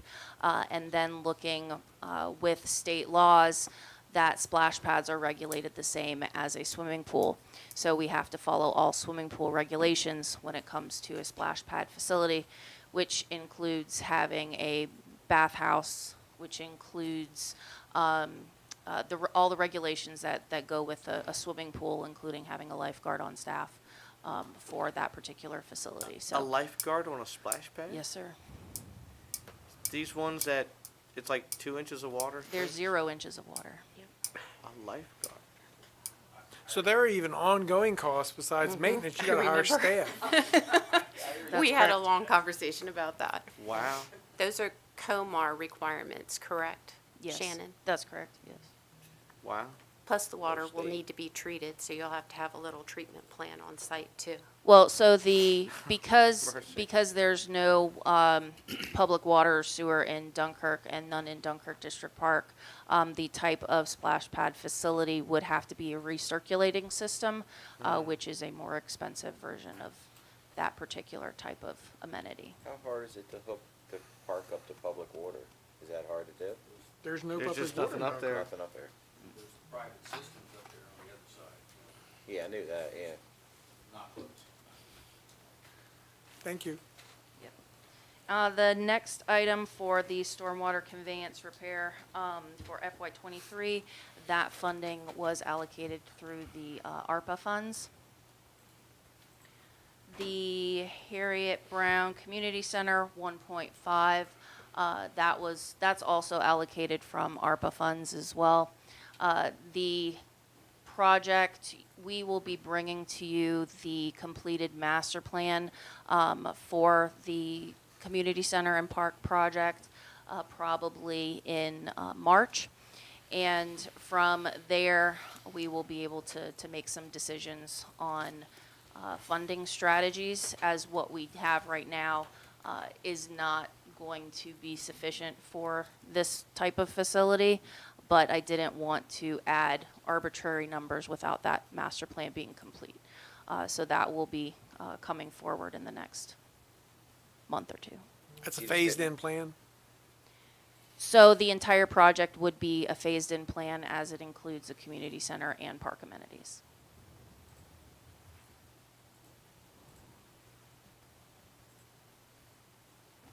Okay, the next item for FY '23, so I'm going to skip over that HVAC replacement for the Hall Thank you, Aquatic Shannon. Center, because I know how much you love that topic. That's in So- an out year anyway. It's in an out year. We're only worried about 23. And it's only a small portion of what was originally told to us, so that Well- must just be for the feasibility study. Well, That's just the study. yes, I mean, that is definitely a conversation that has not concluded. That amount in the out year is a placeholder, as Mr. Jones had previously talked about HVAC. He so kindly asked me to put this in my CIP budget. And so we're still working with DPW on addressing this project. Even though it's in FY '25, we have already started to see some major issues occurring with the HVAC itself that has required some emergency repairs that we've had to deal with, and That's a have been an no-win building, inconvenience. Shannon. I mean, we've talked about it for years. It's a no-win building, you know, from the way it was constructed to, The design of the HVAC. Did I read Charles County's closing theirs? Don't they have one up there connected to the community college? So I know St. Mary's has, they are taking over operation, the county government is taking over operation of the facility at the college. I'm not aware of Charles County. Well, maybe I heard about St. Mary's because the community college said they can't afford it. That would not surprise me. Jeez. So that's St. Mary's College, I'm assuming? No, the College College of of Southern Southern Maryland. College of Southern Maryland. Yeah. Yes. Yeah. They're done. They threw their hands up. yeah, I mean, it's, and you get it, the way that all the chlorine in there, and I mean, chlorine is like salt, it eats everything, you know, I mean, It's yeah. corrosive, yeah. Yeah, that's a lot of the problem that we're dealing with, a lot of the equipment being in the same room as yeah, the there's no equipment ventilation, it's. with the chemicals. Yep.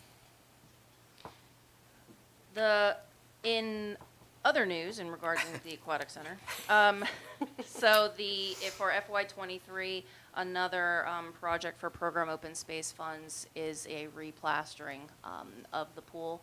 This is something that needs to be done every so often to make sure that we're maintaining the integrity of the pool. When was the last time you replastered it? It was well before I got here. And I don't think that we have done a complete replastering of the I was gonna say it lasts of the longer if facility. they keep the chemical balance right in it, for sure. Yeah, I mean, we definitely keep the chemicals balanced, because that's a requirement, of the Department of Health, and to keep our permits to keep the facility open,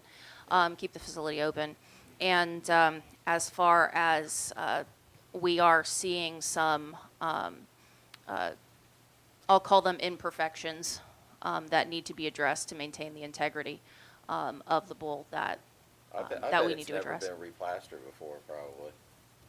It's probably the original. And what's it good for, like 10 years, isn't it? Usually Yeah, like 20. we've 20. done we've done That's some something we asked recoating. Veronica, Yeah. when's that thing paid for? How was it? When is it paid for? Oh, Never. that would be Sharon Yeah, on the There's a debt. couple years. Yeah, Yeah. When was it? I'm sorry, Well, when that's was what it he's built? asking, you know, the bond, What's it, 15 about 10 years. old? I'm thinking like Yeah, 20. it's probably a 15-year bond, but I It can get is. you the exact term of when. It- I'm it- sure we years old, broke I it think. up No, into it's- different years. Is it only no, 10 because years we're old? still making They payments talked on about it. long before they Yeah, I built think it. it's 11 years. I 11. think we're going on 11 Yeah. years, to be Seems like it's honest, been because I that think long. something came up before. It's So not that it's old. between 10 and No, it's 11. not. We're right in there. You're right. it's Yeah, probably the first time it's the been building was replastered. It's never opened been in plastered before. 2010, so we're in year 12 Oh. of the facility being open. But as far as when the bond went into place, I'm not Yeah, positive on that. 'cause But I- we're if I remember probably right, around the- 11, year The 11, cost was 12. about 1.2 per year, if I remember right. That's an old conversation I had, and I'm not for certain on that, because I remember It's like, a $20 million project. yeah, for once 15 that years. thing got paid for, at least it would help in relief of the day-to-day operations. Right. It would depend on when we sold those first bonds. Just, you know, we budgeted in 2010, and then once she started utilizing the money, so Sharon would have to look and see what year we actually sold the bonds, because that's when we'd start paying the interest on it. We can get that. We can find that out. But we can, suffice to say, we're still paying on it, I'm sure. Yeah, Yeah. yeah. And I thought it had a few more years to go, because, yeah. 2 or 3. Correct. I think we're on slide 6 now. So the next item for FY '23 is stormwater conveyance repair at Halloween Point Park. This is also ARPA funding that was allocated.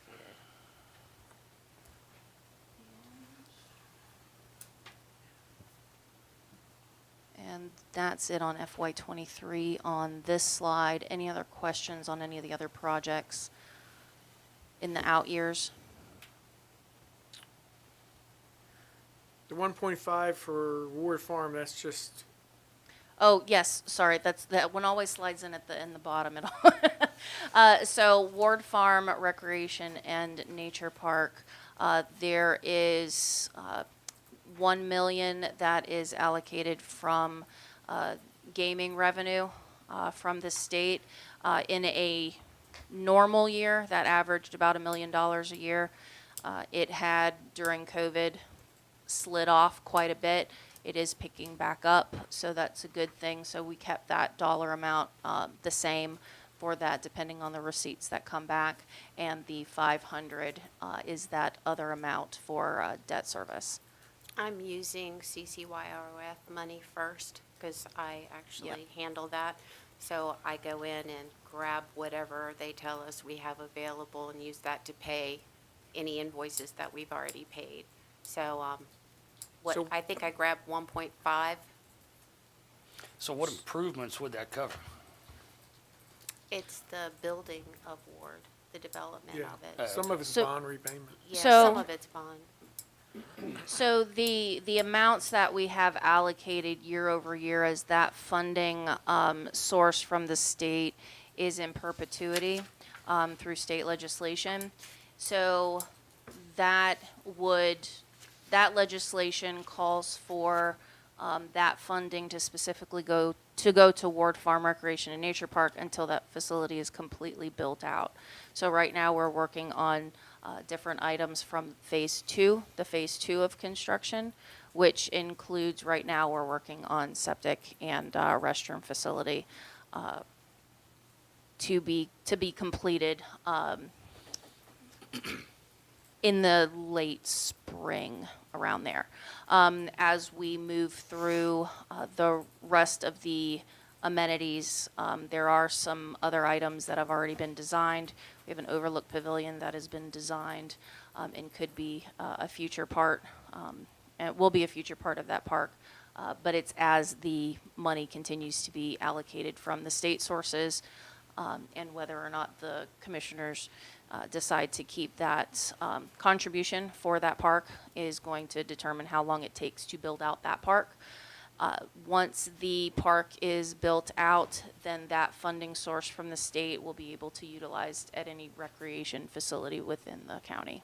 Yes. So the 1.5 is made up of their gambling revenues and the bond repayment. Right, we have to show some money from the county in this. This was part of the revision of the agreement.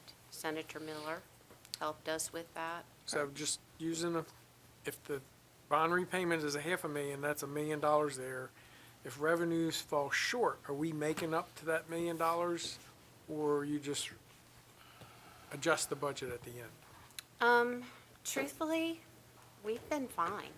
I mean, I did sell bonds on this project 2 years ago. I was just asking a hypothetical question. Yeah, it hasn't happened yet. Okay. So it's I just, said it's I grabbed their basically money a plug first. based on those two factors. Right. So far, it's worked out. Correct. But if it was to happen, then Shannon would have to come back to you and ask you for some more money to help cover if we didn't have enough already in the account. So we would have to cover any shortfalls in gaining revenue. Yeah, hypothetically, Yes. if the project proceeded further than how much money we could get from CCYROF, yes. But we do have some cushion in there from just adding a little bit of money each year from the county. And what we have been doing as well, commissioners, is we get a report from the state on what those numbers are every quarter, I believe. And so when we get those allocations at that time, usually is when Veronica will put those or allocate those funds within the budget. So even if it has the $1 million amount right here, until we have that that dollar amount from the state, it's not put into our budget to be able to use.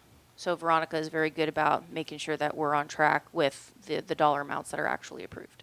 Which frustrates some, but yes, if we don't have a letter, it doesn't go into FinPlus, which means it cannot be spent. So just, Jennifer's proposing the 800,000. Once we get the letter, then it'll actually go into FinPlus, which means they can spend it. We have a number of situations like that with our program open space funds. So once we have it approved in the CIP budget, then we're able to next fiscal year go and actually apply for those grants with the state. And then once the Board of Public Works with the state approves that, then we're able to add it into our budget to actually utilize. Thank you. Absolutely. We try really hard not to spend money we don't actually have. That'll Very keep hard. you in your job forever. I'm trying. Okay, I think that's it on slide 6. So slide 7 is the Chesapeake Hills Golf Course. So FY23, the allocation there is for hole improvements to number 15. And one thing that I would like to mention is that going into the out years, the expectation is the funding for the golf course improvements will be taken from fund balance once we get to that point. We have a grand total of, we were in the black almost $38,000 last year. So we're making big strides in that. So it's looking at the future of golf, and play rates has improved nationwide. So we're capitalizing on that as best as possible to give customers the best service and facilities possible. So as in the current CIP program, the last year in FY28 is I'm going to make an assumption for FY28 that that will be fund balance. Completely for. self-sufficient. That's the hope. I mean, she did well in the past year with the trailer. you Oh, know, yeah. Running everything. Wait till we get that Should clubhouse. keep the I know. trailer. Just in case, for nostalgia reasons. So when are I'm we tired gonna of paying build? rent on that. When are Yeah. we gonna bid the clubhouse? The clubhouse is currently out to bid right now, and When are those bids due back out? the 24th 20. Man, Of we're gonna have February. a of fun 2 February. weeks. Yes, sir. Fingers crossed. And if they're listening, better not be playing this doubling the cost stuff because that's the in vogue thing to do out here. Pay Okay? attention on the 11th. That'll be your guide. You know, that seems to be the in vogue thing. That what if it was $1 last year? Now you got to say it's $3. So, yeah, No, the dollar store is only $1.25 store. Is that what it went Right, to? Okay. yep, it's a Just- dollar quarter. Yeah. Right. Now there's a $5 store. That'd be 10. Yeah. Sorry, we digressed. That's okay, not a problem. and below. You ready? Ain't nothing in the store. Yeah. All right, our next items are within natural resources. The only few items on there, we already talked a little bit about the Rice House, and then the other project is in regards to aging infrastructure at Flag Ponds Nature Park. And that, I believe, Just got one more. is, let's see, okay. You have. Continues Okay, over to Gatewood. 9. Yep. And then the item for Gatewood Preserve for FY23, 100,000, that is excise tax. And that is to basically to be able to bring that property for public use. And we have utilized some grant resources in regards to this property as well.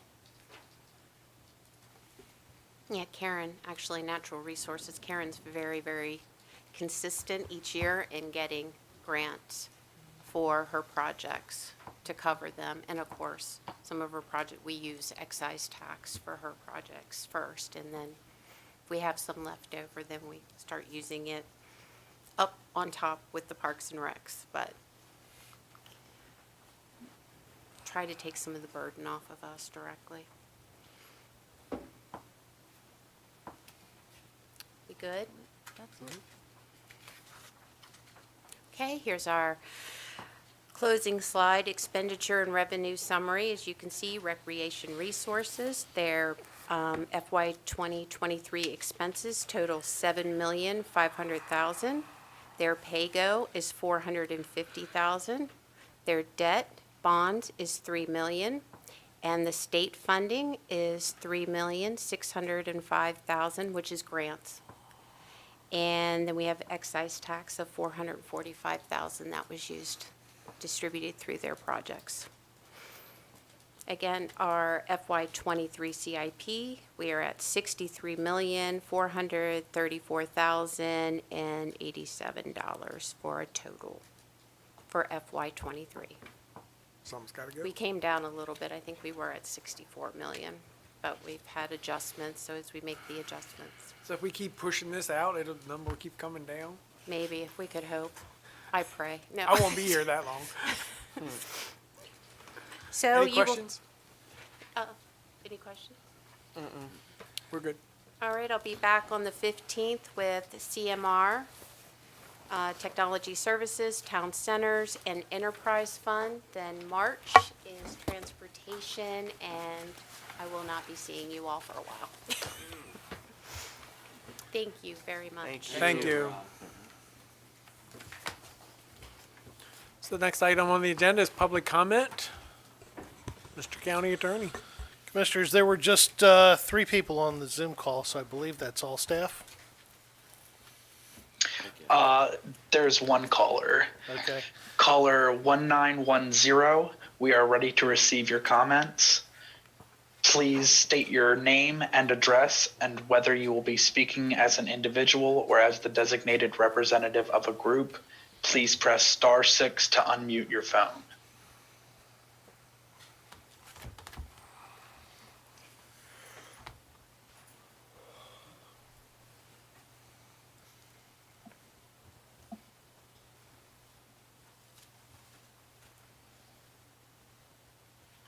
No comment. Thank you. Okay, and I see All there. right, there are no more callers. Thank you. I see there's some people in the audience. If you please go to the microphone, state your name and address, whether you're speaking as an individual or the designated representative of a group. And just a reminder that lobbyists are required to register with the local ethics commission. Please. See again through the fog of my glasses. Okay, my name is Bob Estes. I'm a resident of Prince Frederick, and I'm representing the Friends of Hunting Creek. And what brought me here today, well, in addition to my pastor giving the invocation, was I noted some stormwater management topics, which of course did not get a whole lot of play today, but because a lot of it's in out year. But that's one of my main concerns because, as we all know, poor stormwater management results in erosion, which results in sediment, which is a serious problem for the environment and for our streams. And for our streams lead into the Patuxent that leads into the Chesapeake Bay. We all say that we're concerned and we love the Patuxent and we love the Bay, but you got to put your money where your mouth is when you're talking about love of something. One thing I noticed that the Hall Pool had 250K, I think it was, scheduled for the far out years. I think you all have seen the pictures I've given you of what that outfall from that pond that is the last barrier before it goes down the hill. I think you've seen the pictures of the ravines. I've certainly given them to you. I can certainly give them to you again. And I'm still, especially for Commissioner Hart, offering, because he's the most fit guy I understand here, I am offering you a tour. I can show you that in 15, 20 minutes, just what I'm talking about. But there's two major ravines. The hillside itself is actually showing water stress. And I don't even have to tell you about what the sediment looks like downstream. And waiting until those out years, till 2028 or whenever you're talking about waiting, and then getting a contract that's going to take you another couple of years, sediment doesn't wait. And it's right now it's doing the damage.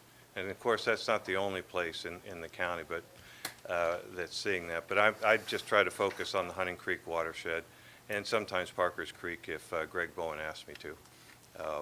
But these things, I don't know if there's a budget, a routine budget for maybe knocking these things off one by one.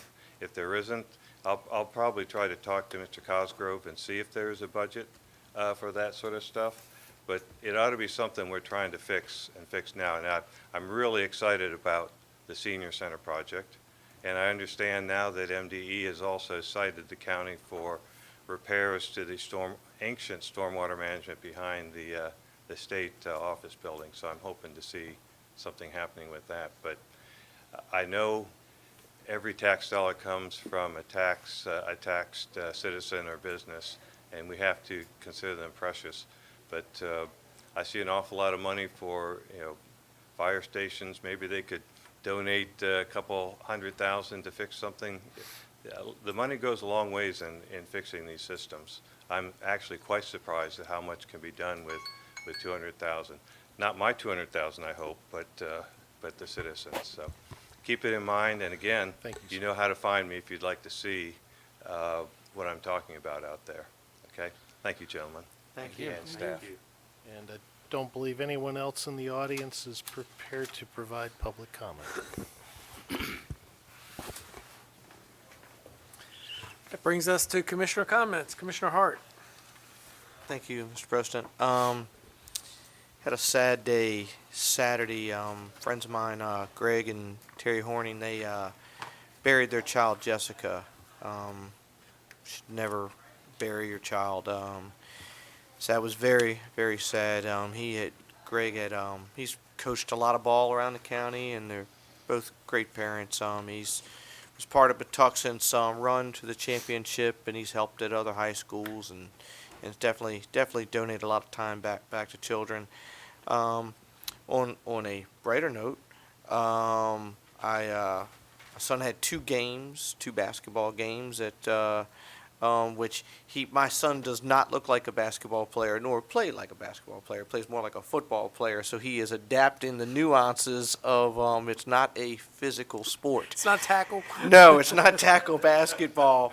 And the Parks and Rec staff is fantastic. They really are. And what's really cool is, so many times we don't see people that we are used to seeing all the time because everybody's running.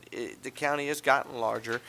But to see past people that I've known from school and new people I've met, and you all line up at, everybody sees each other at the fields and at the games and stuff. So that's really cool. And the refs do a great job. The parents are very great. So that was the bright part of the weekend. Like I say, Saturday was really tough. But so, thank you, Mr. President.